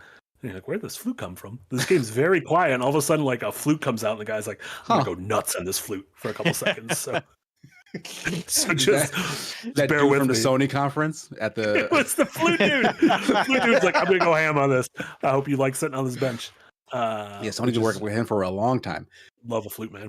Someone was talking about Saints Row the Third earlier, but like not their menu music, but their pause music. Like you would pause that game and then like this freaking jam would just kick on. Like it was so like it was so upbeat and like out of nowhere, because whenever you pause, it was just bam, bam, bam, bam, bam, bam, bam, bam, bam, bam. I was like, oh shit, like I'm fucking rocking right now. I love it. Like it's so good. It's really, really good. Let's go absolutely nuts. That's good shit. Anixia with a $2 dono just says Wednesday. I don't know if I possibly misspoke at the beginning. I don't know. I possibly misspoke at the beginning of the episode and didn't say Wednesday, or maybe you're just a fan of the hit Netflix series Wednesday, starring Wednesday the girl. Jenny Ortega. Ortega, yeah. Jenny there Ortega. You go. Why is Hollywood essentially just trying to make her the new Aubrey Plaza? Like she can't be like her own like celebrity. They're just turning her into. You got to be Wednesday. You got to be in fucking Beetlejuice. Right. We're just gonna remake Parks and Rec. You're gonna be on it. Yeah, that's a good point. That being said, Aubrey Plaza is great. Voice of a generation. Aubrey Plaza is Guru. Yeah. €5 dono. Thank you so much. The world famous song Fata Morgana by EAV. Is that Ave Maria song, or is that Ave Maria? I think you're thinking of Ave Maria. Oh, okay. I don't know. By Ersta Allgemeine Versunderung? Is that in a video game? I don't know. What is this song? Is that from a video game? What did Eric just pull up? Is that song a video game? Yeah, I don't know. There's really no way. Maybe it's Fata Morgana. Isn't that like an anime or a game? I have no idea what that is. Everything's an anime or a game if you think about it. That's true. Speaking of opera, the Portal made one for their exit. To this day, that's still like my favorite video game ending in the world, and they have a bunch of really good one. turrets sing opera to you. Yeah, that's a really good one. Give me more. Freaking amazing. Songs. Yeah. Jesse, were you going to say something? Were you jumping in? I forgot what the transition was, but I wanted to mention the Bunny Dongo song that the little cats do in Monster Hunter Rise. Yeah. What the fuck's a Bunny Dongo? It's a dongo that's shaped like a bunny, Marty. Come on. Yeah. It's just a sub question. What's a dongo? It's like imagine a colorful marshmallow that's more than just a marshmallow. It's like more of a food. And it's on a skewer, and it's got little eyes and ears. And it's made by cats that sing. Palicos. I know their names. Palicos, yeah. Palicos. I saw them in the hit film Monster Hunter, starring Mila Jovovich. Mila Jovovich. If she's never used that, she's got someone called Paul Thomas W.S. Anderson and say, "Hey, we got a hot beat for your wife." Alex Armstrong. No one call that man and tell him those words. Well, we got a hot beat for your wife. Yeah, don't say that to that man. I got his phone number. I'm going to call him. Friend of the show, Alex Armstrong, $2 dono. Say what you like on Sonic. His music is a legacy. I completely agree. Sonic Adventure. Yeah, Sonic music is great. Music in there. The Halloween Sonic music is great. the spooky level with Knuckles and Sonic Pumpkin Adventure Hill? 2. Yeah, Pumpkin Hill's a jam. That whole soundtrack is a jam. I'd been trying to buy the Sonic Adventure 2 soundtrack for years. Like as a teenager, I had pretty early access to Amazon, and it was always sold out. I could probably get it today. Matter of fact, I could probably just stream it. But I wanted that disc to put in my collection. Life. It was a good disc. It was a cool looking disc. Yeah, sounds good. And then it has obviously I think proven urban legend that Michael Jackson worked on the soundtrack for. I don't think it was proven. It wasn't disproven. I think we can't disprove a negative. So. I mean, we'll never know. The King of Pop is dead. Yeah, R.I.P. SES Guru with a €5 dono. Thank you so much. Have you noticed all those fan-made, quote, epic versions of movie and TV themes and how they're all terrible? Yeah, I don't usually when I see something fan version, unless it's a sick OVA of like Linkin Park over a Dragon Ball Z fight, then I don't care. That was a good era of music where it was like, I want to watch anime, but I also want to listen to like Jay-Z and Linkin Park's Encore. Yeah. Is there something where like you guys could combine the two of these? You just unlocked a memory in my brain, and we kind of skipped over this in terms of like video game license tie-in related music. But what's your favorite, or I guess what are your favorite examples of original songs by real artists made for video games? Because Mortal Kombat Deadly Alliance had a song that was made by Adema. Really? Yeah, it was called Immortal, and it was like my jam back in the day. Like I sang that song to audition for a play, and was very embarrassed. Incredible. I love it. It was not a good call. I feel like I immediately regret it. But like Mirror's Edge had some lady do like a music video in the game for like that. I think Still Alive was the name of that song, which is the same as a Portal song, but it's a different song. That was really good. I like the fictional band that's in the Alan Wake verse that has that 6-song Control. Norse gods of Ragnarok? Yeah, what the hell is what the Norse gods of something? Yeah, but they have the old gods of Asgard. Old Gods of Asgard, the Ashtray Maze in Control is like such a 6-song that again ties into the gameplay, but is an original tune. And then obviously as Eric showing the Alan Wake 2 shenanigans. Good music.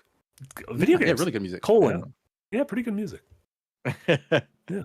Like Breaking Benjamin did like put stuff in the Halo 2 soundtrack. Remember that? Breaking Benjamin in the Halo 2. And Incubus. Breaking Benjamin and Incubus had songs that played in the game. Like during a mission, you heard the song play. Mm-hmm. Easy Wild. debuted "Gimme That Nut" for Super Mario Brothers 3. There's a song about getting that nut as you got the Tanuki suit, and Tanukis were known for having large nuts. Like the Michael Jackson and Sonic, we can't disprove. There's no way to disprove it. Like Michael Jackson and Sonic and like JD Vance fucking a couch. No way to say we didn't do it. King Dad with not like one's written. Oh my god! Thank you so much, King Dad. New podcast, Deeply Dad, and To Be Fair. So Casey, you got a new podcast, Deeply Dad. Jack is launching a new podcast where he watches a random thing on Tubi, and we're calling it To Be Fair. I saw you guys pitch that. Yeah, I will fight somebody to be on that. I love Tubi. I think it's a great service. I want that. That sounds amazing. To be fair, I've seen Tubi originals. Okay, that is how Tubi I like. Yeah, I've seen Tubi originals. I was picturing like that again. That monologue at the end of Blade Runner, like I've seen things you wouldn't believe. Hips off the coast of on Tubi. Anixia, thank you so much for the $5 dono. Cyberpunk 2077 had an amazing song collection. I put on the Cyberpunk playlist on Spotify all the time when working out because the music slaps. I mean, that's become the nice thing of where you can just I have so many playlists saved, both official and unofficial on Spotify, to where I'm like, I can pull up all the Persona music whenever I want. I could pull up the Kingdom Hearts music whenever I want. Kingdom Hearts, Yoko Shimomura, same composer as Street Fighter 2. She did Oh, Street nice. Fighter 2, she did Super Mario RPG, Parasite Eve, and then Kingdom Hearts. And I'm like, God damn, lady. She did Parasite Eve? Yeah, and that's a soundtrack. That's a pedigree. soundtrack. That is a soundtrack. You know what's nuts? How come like some major record label never tried to go poach any of these like Japanese composers? Because they've been making just classics for decades. Someone's like, yo, we can't just go offer them a record deal. Like, listen, we got one band we could just like cut right now. Like, we don't need to keep fucking 30 Seconds to Mars. We could go because like the level of talent in the music pool for video games is freaking through the roof. Yeah, it's insane. Yeah, stupidly good. Yeah. That's how Michael Jackson became popular after the Sonic the Hedgehog 3 soundtrack. That's true. That is provable. You are correct. Brett Waldron, welcome to the Green Gang. Brett, welcome. And Blue Aversion with a £2 dono. Thank you so much. I say Cassette Beasts. Now, my top song is Face Down. Did you guys play Cassette Beasts? Did one of you guys play it for Hidden Jam? No? We never jammed it? No. Because that I was want to say, I think Amy reviewed that back in the day. Yeah, that sounds right. I feel like that was an Amy or Will joint. Probably an Amy joint. And I know that had, obviously the name Cassette is in the title, but I feel like it had like a music component to it in the same way like Monster Rancher had it's Pokemon, but you put in an actual CD you own and you'll get a little creature depending on what CD you put in. Right. Which I always thought was a cool thing that didn't really make any sense. I mean, these creatures literally have like speakers and microphones on them, so seems like it has something to do with music. He's pretty on the nose, yeah. Rose Delta, thank you so much in the Green Gang. When I quit Siege, they gave Ying a Chun-Li skin. Yeah, Ryu and Chun-Li are in Siege. There's a bunch of wrestlers in there. Like, what's the nicest way to say hoard out the most? What video game character do you think is the most represented? Most represented. The one with the like, yeah, I'll do it. Oh no, you don't have to tell me how much. Yeah, I'll be in your game. Damn, that's a good question. Yeah, like, who gets around? Like Shovel Knight pops up in a lot of random stuff. Yeah, but I think that's like smart brand management of like, yeah, you can use him in your indie game. He could pop up as like a character in your weird indie fighting game, or he'll be a Smash trophy or anything like that. That's a really good one. I feel like he's too indie to actually hit the threshold. I mean, I feel like Ryu. The reason I thought like Ryu seems like he might be that he shows up a lot. Yeah. I don't know. Like, yeah, it doesn't feel like any one franchise or character is like overly represented anywhere. Yeah, sure. Yeah, like who needs a market correction? Who's like maybe Sonic the Hedgehog? He can't go to the Olympics anymore. They didn't make an Olympic game this year. Sonic was in Monster Hunter, wasn't he? Sonic was in Monster Hunter. Yeah, like they had a skin for your Palico where you dressed as Sonic. I think he was one of those. He was one of those mushroom deals. Sonic Dongo. Sonic Dongo. It was like but it's like the popsicle, so it was all like melted and like didn't look like them at all. Those little nightmare. Oh, yeah, Eric's got the pictures of the costume. Your Palico looks so crazy bad looking. Yeah, God. Yeah, it looked really bad. It's like the shittiest like pub crawl Halloween costume of some onesie someone threw up on themselves at noon. Tommy's Archives with $5 Canadian. Jesus, I jumped several, so I'm sorry. Everyone before that, I'm coming back to you. I don't recall Byleth's Smash reveal to be, quote, exciting. In fact, I hate that trailer for being very lazy and safe nowadays. I don't remember the trailer from the Byleth. The Byleth reveal was at the height of people saying there are too many Fire Emblem characters in Smash, and then the brand new character was another Fire Emblem character. That was like the modern popular one, all right? Like that. Yeah, like that one was them clearly doing like Sakurai was clearly listening to some higher ups who said, "Hey, we want to push this. Like Three Houses just came out. Push it hard." Mm-hmm. But in playing Byleth, it's a really good character. Byleth is fun as shit to play. So I think after getting hands on it, people kind of forgave that. But like, yes, that was probably one of the lower energy reveals for sure. Yes. If you could cut one character from Smash, who would it be? Oh man. This is a question that I know the answer for. It can't be an Echo Fighter. Yeah. No, I would have. Also, can't be like the Mii Fighters, even though they suck. The Mii Fighters do suck. Crap. I know the answer to this, but now my brain is struggling to like find it. Because I would have taken I would have taken out Duck Hunt Dog, but only because I would replace that with a Wolf Link. Oh, that would have been cool. Like Wolf Link and Midna. Cool. Because I feel like Duck Hunt Dog's kit, minus like all the shooty cowboy people, would have just been a really fun thing for Wolf Link and Midna in that game. I agree. You said Duck Hunt Dog, and I was really expecting you to be like, I just want the duck. Like just solo Get duck. rid of the dog. Just give me a little duck flying around. Raymond Ward with $2 Thank you so much. The Tony Hawk games had killer soundtracks. Agree. Goldfinger introduced the world to Goldfinger. 3 had like Tribe Called Quest and Del the Funky Homo Sapien. Like, just great soundtracks. Little snapshots of the era. Yeah. And it's some classic one stuff because like was it the first one or second one had like Dead Kennedys on it. Yeah. Really good stuff. Yeah, it's a lot of good music.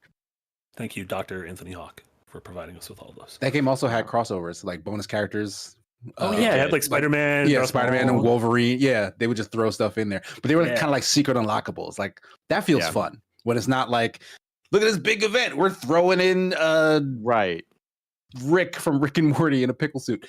How come more games don't have Viva La Bam in them? What is Bam Margera doing nowadays? I'm pretty sure he's fell down. Look it up. That's sad. Don't look it up. Oh no. It's sad. He's led a sad life the last couple of years. No. I regret bringing up the Viva La Bam. More than years. More than a couple of years. Man, we had how about you pitch Viva La Bam for Siege and see what happens? Siege La Bam? Siege La Bam. That's not a bad idea. I mean, it's a terrible idea, but it's not. That was like a whole era of like culture and TV. Was like the Jackass / Wild Boys Viva La Bam era. Like just this. Yeah. We want like our youth wants to hurt themselves era. Yeah. Our youth is so angry and they don't know where to put that anger. Rose Delta with a $5 dono. Thank you so much, Rose Delta. I can't ride anymore, but I have Halo, Star Rail, Shovel Knight, Destiny 2, Sonic Mania, and Undertale music on my bicycle playlist. Quality movement. Yeah, obviously Marty O'Donnell's Halo tunes, even though Marty O'Donnell's gone insane. The Destiny soundtrack's incredible. And Undertale, obviously Toby Fox has become like, he's probably like one of the big names in indie music over the past 10 years or so. Yeah, I'm gonna jump into Undertale soon. Like that's probably gonna be our next wedding stream game. We can become Overtales. Oh let's just make it our whole personality and be like, "Have you guys ever heard of this game?" We'll see. Like if I finish it and it has that sort of effect on me, I will be in suffering. I promise. Perfect. Ren Momo, thank you so much for a $10 dono. As an inspiring tabletop war game developer, I listen to game OSTs that inspire me. I 100% listen to Motorstorm Apocalypse music if I need to meet a self-imposed deadline or really need to push through. See, I love that. Yeah, that's cool. the non-lyrical music. That's good for like when I'm writing, I can't listen to things with lyrics, so I'll put on like put on like YouTube playlists of like chill Nintendo songs with rain in the background, and it'll be like Animal Crossing tunes and Pikmin tunes and random Zelda tunes. I'm like, this is great. I can write to this. Totally. Animal Crossing, by the way, great music. Little KK slider. Same guy who does the music for Animal Crossing did the music for the Wii, just the Wii. So like the Wii, like that item, like the store and everything. Yeah. Because that store song is kind of a jam. And it's become like with like that generation, it's become like a sort of like a pop culture touchstone, right? Yeah. A tune of their era. Great stuff. Dr. Theo with a $5 dono. Thank you so much. Not counting rhythm games, my favorite game music is Metroid Prime 2, Paper Mario, Black Mesa, Tetris Effect, Persona, hell yeah, Surgeon Simulator, and Cry of Fear. Most of those, I'm excited to experience the Metroid Prime soundtracks because I know the Super Metroid soundtrack is phenomenal. So really, it's sparse when it needs to be, but it creates a really crazy atmosphere. So I'm very excited for those. And Tetris Effect is one of those games like Rez and everything, where the music is sort of inherently linked to your performance in the game, so the music will change as you do better and better, which I always think is cool. And Dr. Theo following it up with a $2 dono. Thank you so much. Honorable mention: Dead by Daylight. They do. Is it Dead by Daylight just like a person, or do you know if is it like a bunch? I know a lot of these games have like a bunch of people. composing. I'm not sure, but they do crank out some bangers. Like just to gush on Dead by Daylight a little bit. So they're still adding music to it.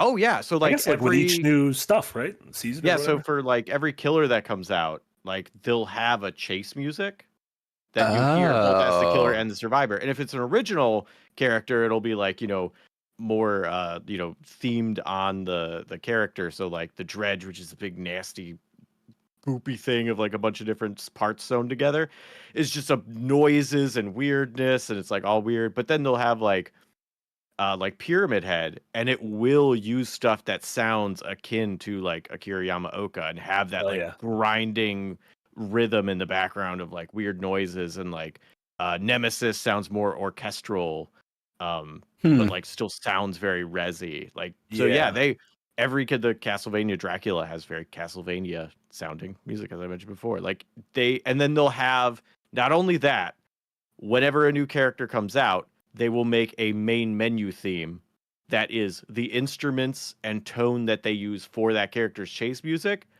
but the main theme song. Oh, that's really cool. That's like The Wire, awesome. Where every season was a cover of the same song. Yes. Yeah. So it's really cool when someone new comes out and it'll be a new version of the theme song on the opening screen. And anytime you select them, you'll hear it. Yeah. Say what? I love that. Is Dead by Daylight the Wire of video games? There you go. Print it. Incredible feature.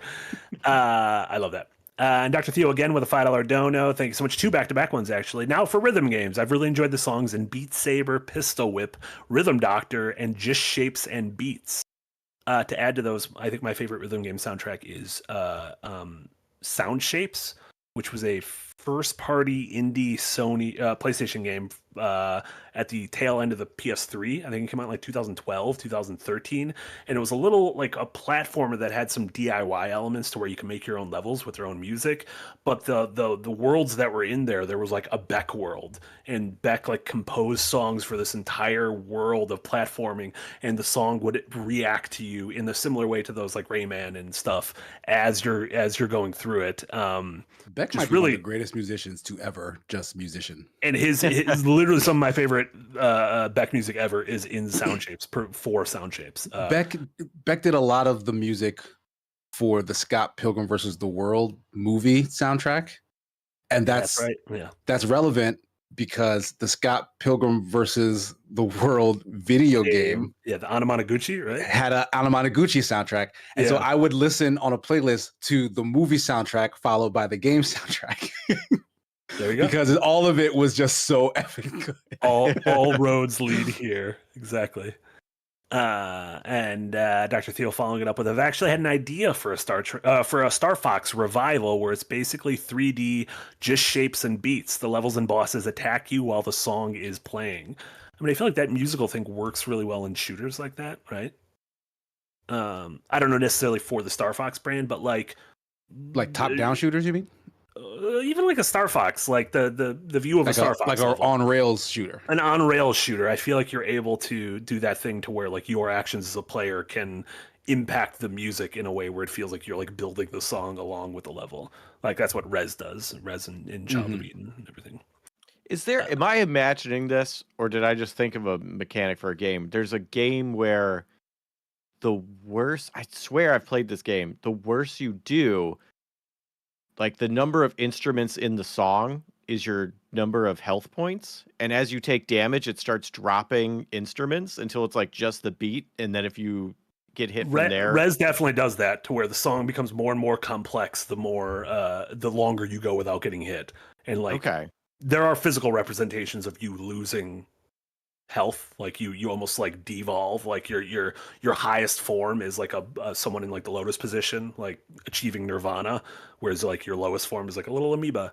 It's a very great game.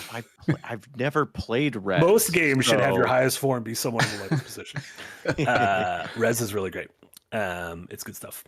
Fungus Finder with a $2 dono, thank you so much. Freelancer, Undertale, StarCraft 1. There you go, the big three. I know Blizzard had a lot of beloved tunes in Diablo, Warcraft, and it's outside of my wheelhouse. In StarCraft, same. I'm good, Jay. Jay knows that shit. Alan Lundgren, thank you so much for a $2 dono. Chrono Cross is the king. Final Fantasy Tactics is number 2. Yasunori Mitsuda did the soundtrack for Chrono Trigger and a bunch of the music in Chrono Cross, and those are 2 of my favorite soundtracks ever. Chrono Trigger music is godly. Yeah, like JRPGs like that are the ones when I go to like my favorite game music, I usually lean towards JRPGs with Uematsu's Final Fantasy music and the Earthbound themes by Hip Tanaka and co. Just really, really great shit. You know how you brought up the Jay-Z Linkin Park Fusion album? Mm-hmm. Someone did that with Jay-Z and Chrono Trigger, and they called it Chrono Jigga. Oh my god. And it's really good. Like it's Incredible. Chrono Trigger beats with like Jay-Z lyrics and stuff over the top. So like popular Jay-Z songs, but with Chrono Trigger like instrumentals behind it. It's really good. Like really freaking good. That's all I'm gonna listen to now. Go find it. Go find it if you can. Also, someone asked earlier, so that the thumbnail for this episode of Mario and Luigi, that's an official piece of art that was released, I believe earlier this year. It was something like the 20th anniversary of the Mario and Luigi RPG, like the Game Boy Advance one. Whenever the 20th anniversary of that was, they released a soundtrack in Japan, and that was the actual music, or the art on the soundtrack was like Mario and Luigi with little headphones. So I've used that exact image on like a before times video when I was making content on my own. Like I've used that on hey, let's talk about video game music. Because I've been it's just a really straight in your face video games and music. Yeah.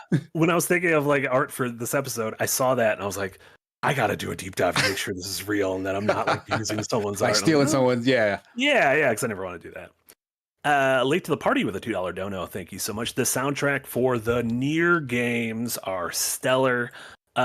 Completely agree. Okabe, the composer of the Nier games, those songs are fucking haunting and exhilarating, and again inseparable in my mind from the story and the experience of those games, which I think some of the best music is. Well, yeah, I gotta jump into the Nier series. I've not touched a single one of them. Good. Yeah, real good.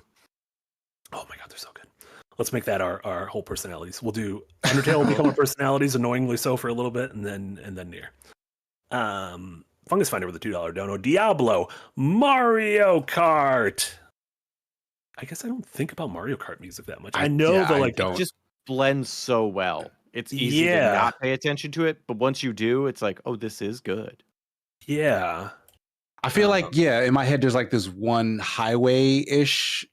Like I don't know what a highway song sounds like, but Mario Kart has this one kind of highway sounding song that is in my head right now. So like, you're probably right, but I can't.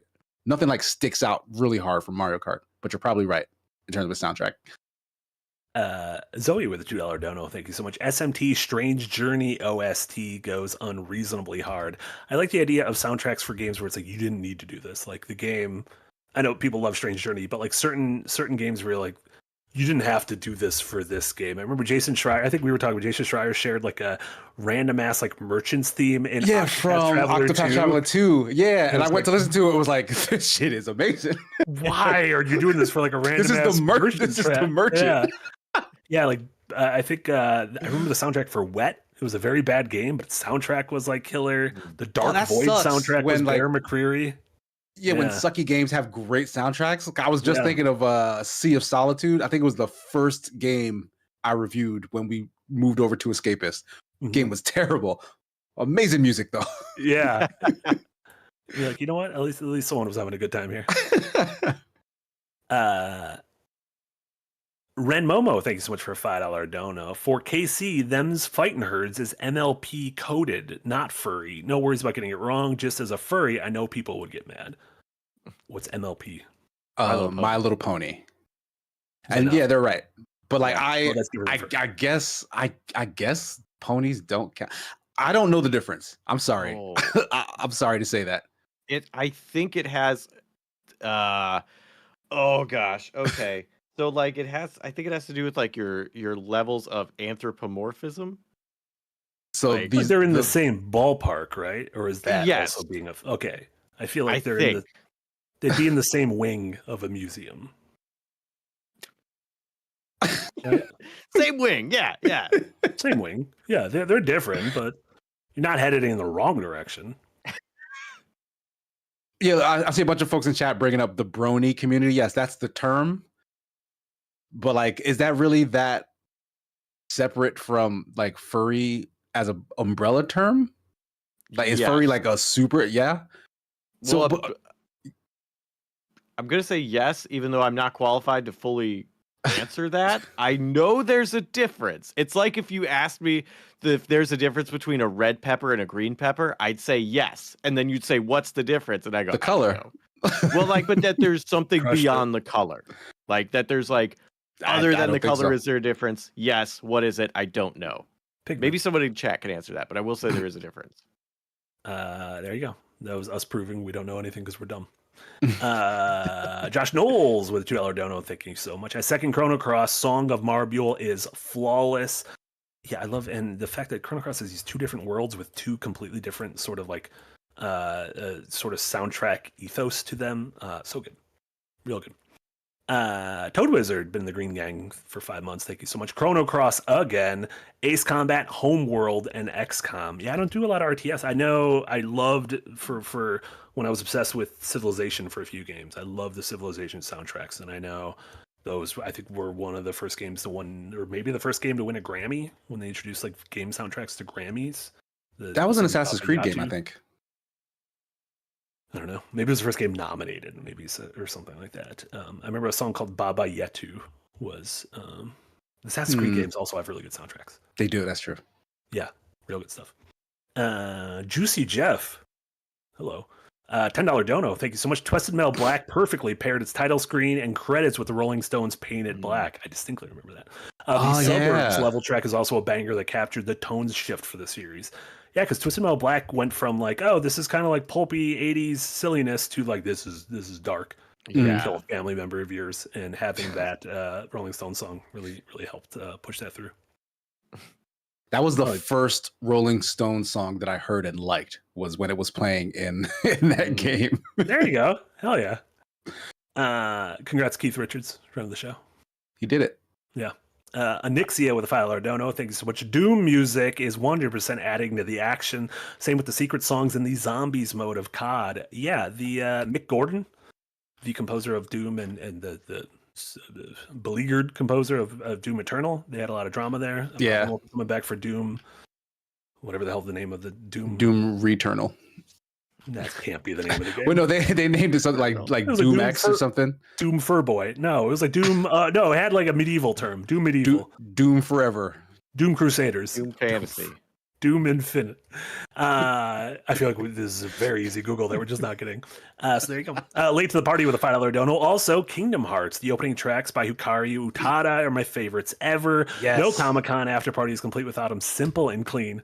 Literally one of my favorite video games. And then she followed it up with Sanctuary for Kingdom Hearts 2, which is like Simple and Clean is a fantastic song, but Sanctuary is like equally or better in terms of just, oh my God.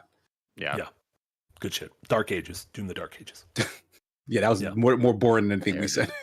Yeah, they should someone should have just taken our names for them. Red Dwarf for the $5 dono. Thank you so much. Jet Set Radio cannot be separated from the music. Hideki Naganuma's music is great. Completely agree. That is one of those. And that's like a mix of original tunes and like Rob Zombie's Dragula, which any song, listen, there was an era like we knew we were a country when like 9 out of 10 games would be like, yeah, we could put Rob Zombie's Dragula in this game. And Rob Zombie, also a character you could play in Twisted Metal 4. And also has Dragula in it. The song also coming to Dead by Daylight. You get to drive a car around.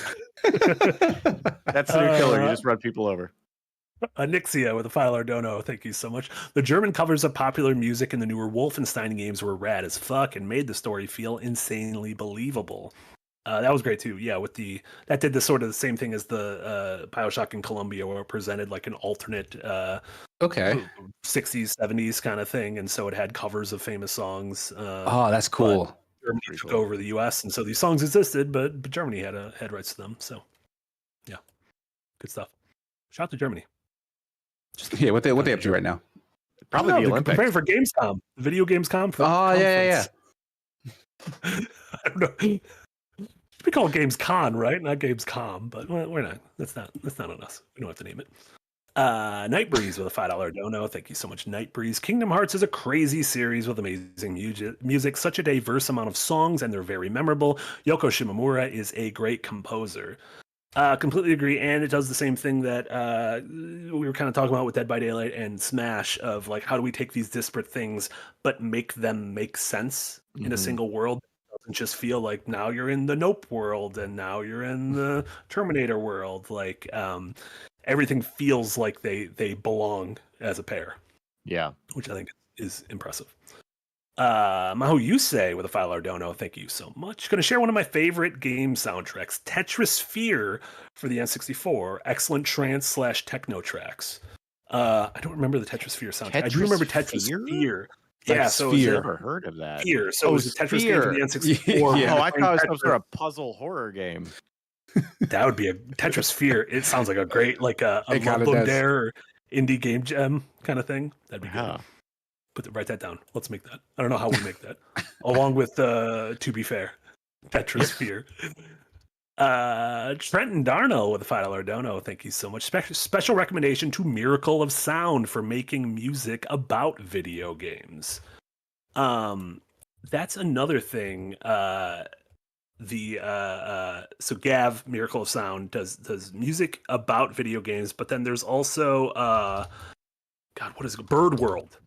I got clued onto this album called Bird World by a Super Eye Patch Wolf video from a little while ago, which was about fake games. So people who either make YouTube videos about games that do not exist, like there's that Petscop thing, which is an entire like creepypasta deep dive into a lost like PS1 era 3D platformer that never existed, but about how the game's kind of haunted. But one of the parts of the video is about this album called Bird World, which is the soundtrack for like a colorful 3D 2D platformer, but the game there's no Bird World game, but you listen to this music and you can hear the game. You could be like, oh, this is the blank level. This is where this would have happened. Forest level. This is this is like, oh, this is when you have to fight a boss, that kind of thing. And it's kind of incredible. So there you go. Bird World. A whole world of birds. Weird. Yeah. Is that name taken in a video game? What, like, how is there no game called Bird World? What game should have been? If one game could change its name, it'd be called Bird World. What game would it be? Flappy Bird. Oh, remember Flappy Bird? I think that guy, I might have one actual idol, like role model, and it's the guy who made a bunch of money and was like, creativity was a mistake, and it just went off the good. Like, he literally might be my idol. Yeah, Flappy Bird might be. What are some other games about? Are there not enough games? Phil Fish.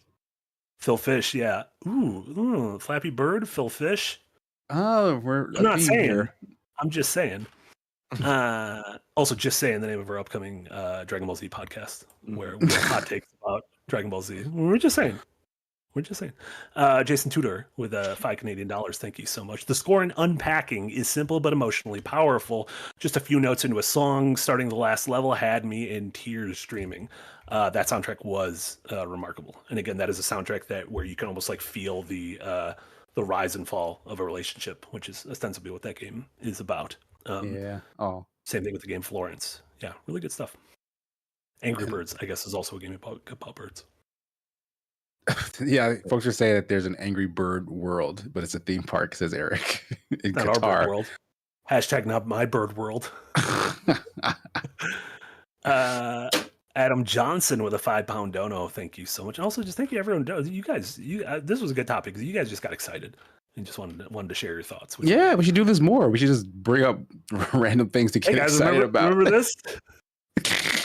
To be fair, that's what we're gunning for with To Be Fair, and then it turns out no one watches Tubi, so it's just going to be like, oh, there's like 5 people right now. Why wouldn't you watch it? It's free.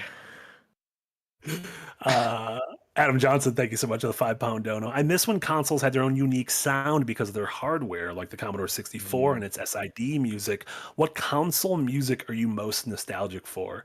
There was in the same thing with certain visuals and like design parameters, like being forced to think outside the box and to be like, I have to think within these confines. What can I do here? Is something I miss from games, because it does kind of feel like the sky is the limit has caused some of the problems we have in modern day gaming and development. Does the PlayStation count? Like, I don't know if they had enough limitations. Absolutely. Yeah, absolutely. Those I mean, you could graphics, just noises. play straight up CD music off of a PlayStation, right? But to fit everything on the CD, I think they still had to do a lot of like compression and stuff. Yeah, because it was like music and a whole game. Right. So like there was still a lot of like, okay, here's our limitations of space and sound that we can deal with. It wasn't quite as severe as like, Super Nintendo or Genesis, but I'll always remember the like those THQ wrestling games back in the PS.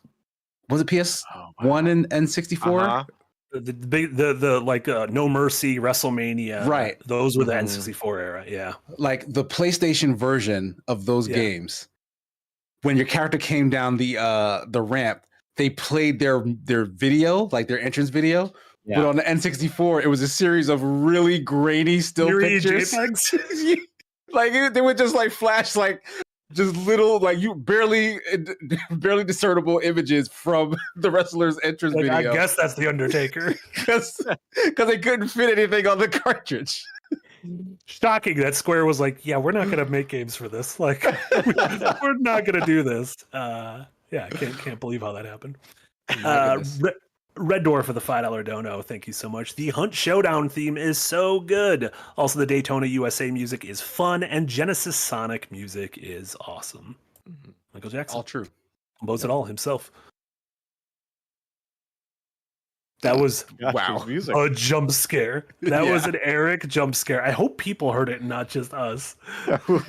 Just because we got jump scared by Daytona. He died as he lived, jump scared by Daytona. Sir Nope, thank you so much for the $5 dono. What are your thoughts on Silva Gunner? I don't know what that is. I also don't know what that is. It's a YouTube channel. Formerly Gilva Sunner is a comedic music collective based mostly around bait and switch YouTube videos claiming to be, quote, high quality rips of video game music. They're in reality remix, parodies, and or mashups. I don't know them. I do like tricking people. I am a fan of tricking people. So there you go. Oh, no one heard anything. Does that make us insane? Oh my gosh. Oh no, wait. But then Durenthal said Daytona, so I feel like Durenthal heard. Yeah, they must have. They're gaslighting you. Sorry, we're not familiar with Silver Runner. For a second, actually they didn't hear it. Runner. They didn't hear it. I thought. Okay, we can fix that. 1 second. we don't need to fix it. We don't need to fix it. I have to pee so badly, and I feel like we need to end the show soon. So thank you so much, sir. Nope. Embrace the Jank. Been a member for 2 months in the tip jar. Thank you so much. Embrace the Jank. Jewel Rao with a €2 dono, or Jewel Rowe. No way of knowing what her name is. The Killer Instinct 2013 soundtrack slaps so hard. It's because it's got those rare roots. If you have rare roots, if you have those like Super Nintendo N64 rare roots, you're gonna be fine the rest of your lives. Even Perfect Dark Zero, bad game, good soundtrack. I don't remember the soundtrack for Perfect Dark Zero. It's real good. Bad game. It had fun multiplayer though. It did have fun multiplayer. There you go. SPS Guru with another €5. Thank you so much. While the game was terrible, Starfield's menu music is fantastic. I'm still waiting for like the Starfield. I guess maybe that'll come this fall because there's like a big old DLC coming. Yeah, there is. Yeah. So maybe like the Starfield reappraisal, but maybe it's too late. I don't know, or too early.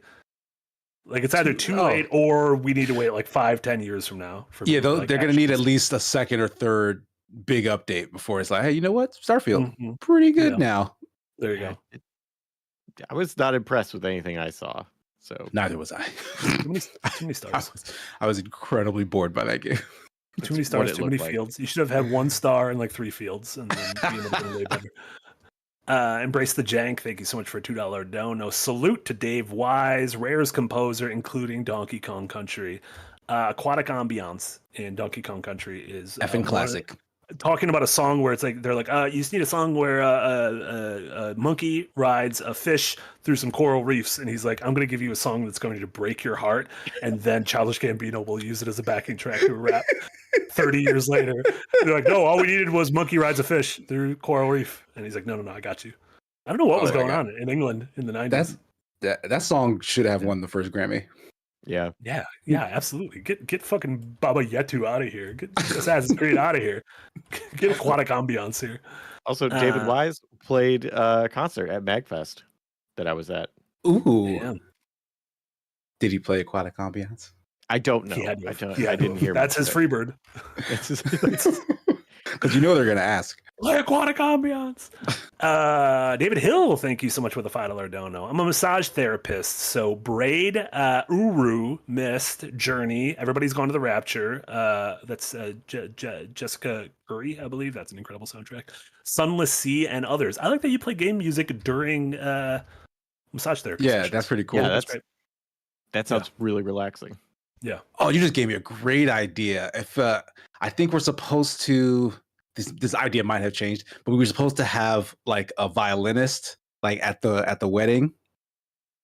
Who, if we do have someone that's just playing live music, I'm feeding them hella video games. Yes. There you go. Like no one's gonna know what the F they're listening to, but they're gonna be like, oh, that's good. I like that. I was like, yeah, I got you, bitch. Have the Midgar theme come in, like, oh, I'm gonna say, yeah, I got you, bitch. You're like, this is your family, Casey. I don't know why you're so aggressive. We're here to celebrate your special day. I will be honest, Casey. You got celebrate my love of video games. You were like, oh, massage. That gives me a great idea, and I was 100% emotionally prepared for you to say work massage. And something about it was a it. game where the orcs got to touch each other, or you got to touch the orcs. Either way, orc massage soundtrack, pretty good. Pretty good. Jombly, thank you so much for the dono. Peter McConnell, shout out. Double Fine LucasArts classics, including the great, the one, the only Grim Fandango. Peter McConnell's incredible. Grim Fandango is great. Again, wonderful soundtrack that pulls inspirations from Casablanca and sort of traditional Mexican Day of the Dead music, but then puts its own noir spin on it. Great shit. Big ol' thumbs up. Nice. Quintuple with a $5 dono. Thank you so much. Marty's really on point with his goofs this evening. That's because I took a bunch of Dayquil and I have to pee. That's the combo for goofs. The magic sauce right there. A ton of Dayquil. The goof juice, if you will. The goof juice is a bunch of Dayquil and having to urinate. And then John Lee with another dono. Thank you so much. Fury, Spiritfarer, completely agree. Cuphead, also a great soundtrack. Killer 7, also a great soundtrack. Doom Eternal. I'm on record as not being a huge Doom soundtrack fan. I'm sorry that Mick Gordon went off through all that. I just think it's like angry butt rock. And I'm like, why are you so angry? I get the game is about being angry and like literally like fighting through hell in order to fighting demons. It's something to be pretty angry about. Just why are we so mad? It's only games. I feel like being angry and fighting demons only feeds them more power. Like you should be happy in fighting demons. Hurt people. Yeah. Think about that. Bam. That's the problem. None of us are thinking about that. I'm a check out. That just blew my mind. And then John Blee with another dono. Thank you so much. Was Fury good? I'm sorry. I'm looking at the gameplay here. This looks pretty cool. I remember this game, but I don't remember anyone playing it. If I'm not mistaken, it was every level is just a boss fight. It's just a series of one-on-one boss fights. You know what? And I think they might have something to the rhythm of music. We might have to put Fury on the list of hidden gems to try. Damn. Next funding goal, Fury Road. the road to Fury. Road to Fury, yeah. John Lee with another dono. Thank you so much. Spec Ops The Line. Basically Jesse's argument. What do you think Jesse's argument was? I asked for clarification, and because I was also like, I don't know, saying a mix of like, I think it was, was it the GTA example thing, like with in-world like bands and music? This would have came just a few minutes ago because there's only 4. Yeah, I've got it. It's quote. It's licensed music, but it informs the world of the game, so it's basically something that's needed. Famously delisted because 2K won't renew the music licenses. Classic 2K. That is, because it had a bunch of like sort of like clearance CCR, like kind of like Vietnam movie music, and I think that went up, and that's why it got pulled from all the stores. So the lesson is, don't ask for permission to use music. That can't be the lesson. There has to be a better lesson than that. That kind of shit just sucks. Like, sucks. Art just suffers because of business constantly. Yeah. Oscar from Shark Tale with the $2 dono. I didn't realize we were in the presence of royalty. Oscar from Shark Tale. Burnout 3 and Need for Speed Most Wanted are 2000s rock time capsules. Yeah, I love the Burnout 3, Burnout Revenge, Burnout Takedown. I guess 3 was Takedown soundtracks. And yeah, that Need for Speed, that was that same, again, that era of Madden, of the NFL Street, NBA Street games. The Underground games as well had amazing soundtracks. EA Big, whoever that was. Large EA. Didn't the GameCube have like Mario Street, and it was like that game, but you could play Peach and Mario? They had NBA Street 3 on the GameCube. You could unlock. Yeah, or you could just play as them in it. Yeah. Which was Mario very Street. strange. Season 6 of The Wire took place in the Mushroom Kingdom. The most street Mario game is Mario Soccer Strikers. Yeah, that is pretty strange. Like all the characters in that game are drawn so angry. Yeah, they are. Is that the one where Waluigi like chops his crotch at you when he wins? I think so. Yes. Like Generation X Waluigi telling everyone to suck it. I love that. John Blee with another dono. Thank you so much. Here's $2 from Marty's bladder. I appreciate it. I'm gonna need a new one. I'm gonna need a new one. The secondary to hold on this Dayquil. Great. I'm gonna be honest, guys. After the Super Chats, I think I'm skipping what we've been playing. You haven't been playing anything. We haven't played anything. Just use the bathroom. We can start. You can use the bathroom. Yeah. How long is the podcast gonna be? We're at the end of the show. Oh, I guess we kind of are. We kind of are. It's fine. We have been here for like 2 hours. Yeah, you're right. Wow. Yeah, you're right. Yeah. I always fair am point. like, how did we go so long? And I'm like, I am in control. I can choose when we go to the next thing. And so I have every time we go long. We went long on the recap last rewind yesterday, and I was like, how did we go long? And I'm like, I only have myself to blame. I don't know why this happened. And Darren always apologizes at the end, and I'm like, Darren, you don't. It's not your fault. A lot of people gave us money, and I'm bad at planning. Gray Fade, thank you so much for a $2 dono. Katamari on the Swing would make an epic wedding. I don't know if the wedding would go through if you just played Katamari music. I need to play Katamari first, and then you got to do a Friday night Katamari. It's got good soundtrack. It's also a fun game. Okay, it is. Yeah, I should. It's try my some therapy Katamari. game. If I'm feeling sad, I play Katamari, and I feel a little bit better. So that's nice. That's a good endorsement for Katamari. Yeah, there you go. Tommy Salty with 10 Polish Zwoti. Thank you so much, Tommy Salty. FTL and Into the Breach music by Ben Pronti. Again, FTL is pretty good. Again, modern indie masterpieces. Really good. Just real good shit. Thank you, Tommy. Night Breeze with a $5 donut. Did anyone mention Neon White? Great OST. Also, Fury is very fun, KC. Mostly bullet hell, but each boss has its different style to tackle. Neon White was also great. Neon White. Yeah, and that's on Game Pass right now. I've been meaning to try it out. Thanks for the reminder. That game's really good.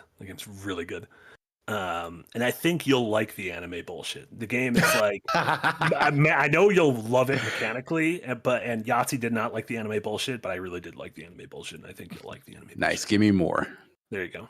Sweet. Abdel Corrales, thank you so much for the dono. I'm just going to mention Need for Speed Most Wanted and the SSX 3 soundtracks. Pretty amazing songs. Also, good luck to Marty's bladder. You know what?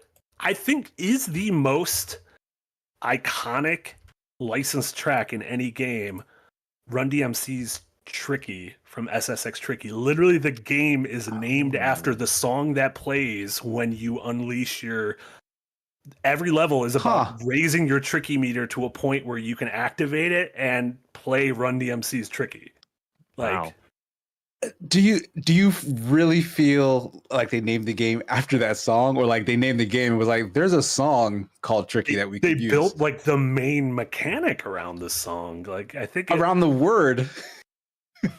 Yeah, around the word, but like that's like it'd be like if you every time you got like a star in Mario, they played like Lupe Fiasco's Superstar. Which I don't feel like would be good. Or like every time you started drowning in Sonic, they played Elliott Smith's Needle in the Hay. Like, I don't know. I think there's something there.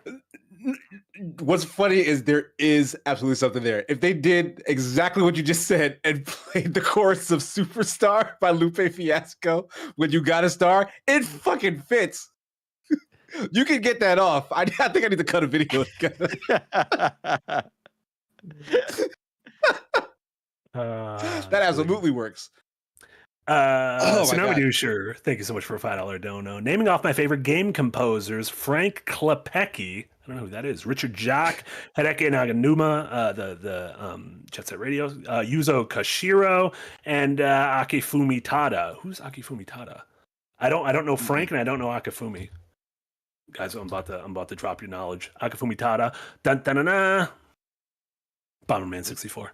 God, Bomberman 64. Oh, damn, that was good. And he did music. I remember that. Rio. Oh God, I remember the Bomberman 64 soundtrack. Yes, that was amazing. Well, hey, whatever happened to Bomberman? Bring Bomberman back. Yeah, come on, guys. So who? Oh, that's Konami. Never mind. I know why. Yeah, Konami exactly owns that boy, so that explains it. That makes perfect sense. And Frank Klepacki was Westwood Studios composer, so a bunch of Command and Conquer games and whatnot. So okay, outside of my wheelhouse, but probably good calls. Like Everyone's been making really good calls today. Killer soundtracks, yeah. Quintuple A with a $2 dono. Thank you so much. Blame super chats for the show going long like this one. You know what?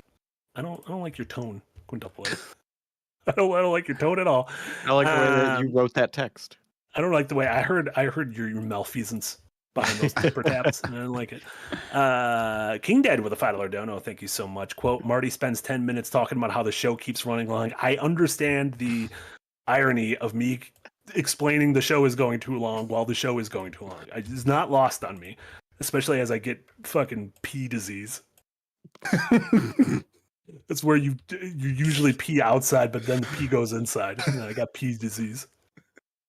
It's a real thing. It is a real thing. It is a problem. Yeah, remember the lady who died? Hold your Wii for a Wii? Yeah. She fucking died. So we shouldn't be laughing about this. Did those guys get sued? Nintendo? I'm sure they did.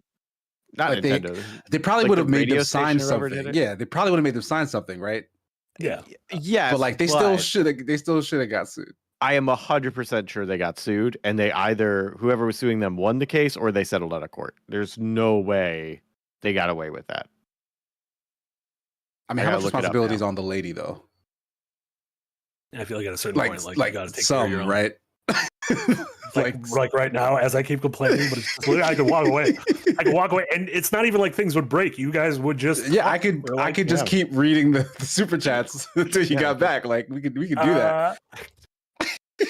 Fill my ass up. Thank you so much. 20 Norwegian kroner. Metal Gear Solid Revengeance had some kick-ass boss music that did have incredible tunes. Metal Gear just as a whole, both the songs Kojima picks for it, the Hollywood score of Harry Gregson Williams working on Metal Gear Solid 2, the absolute incredible hair and butt rock of Revengeance. Really good stuff. God, remember Metal Gear? Oh, I miss it. It's really good. RP Snake. Brad with a $2 dono. Thank you so much. In honor of Marty's bladder, Sonic dropping.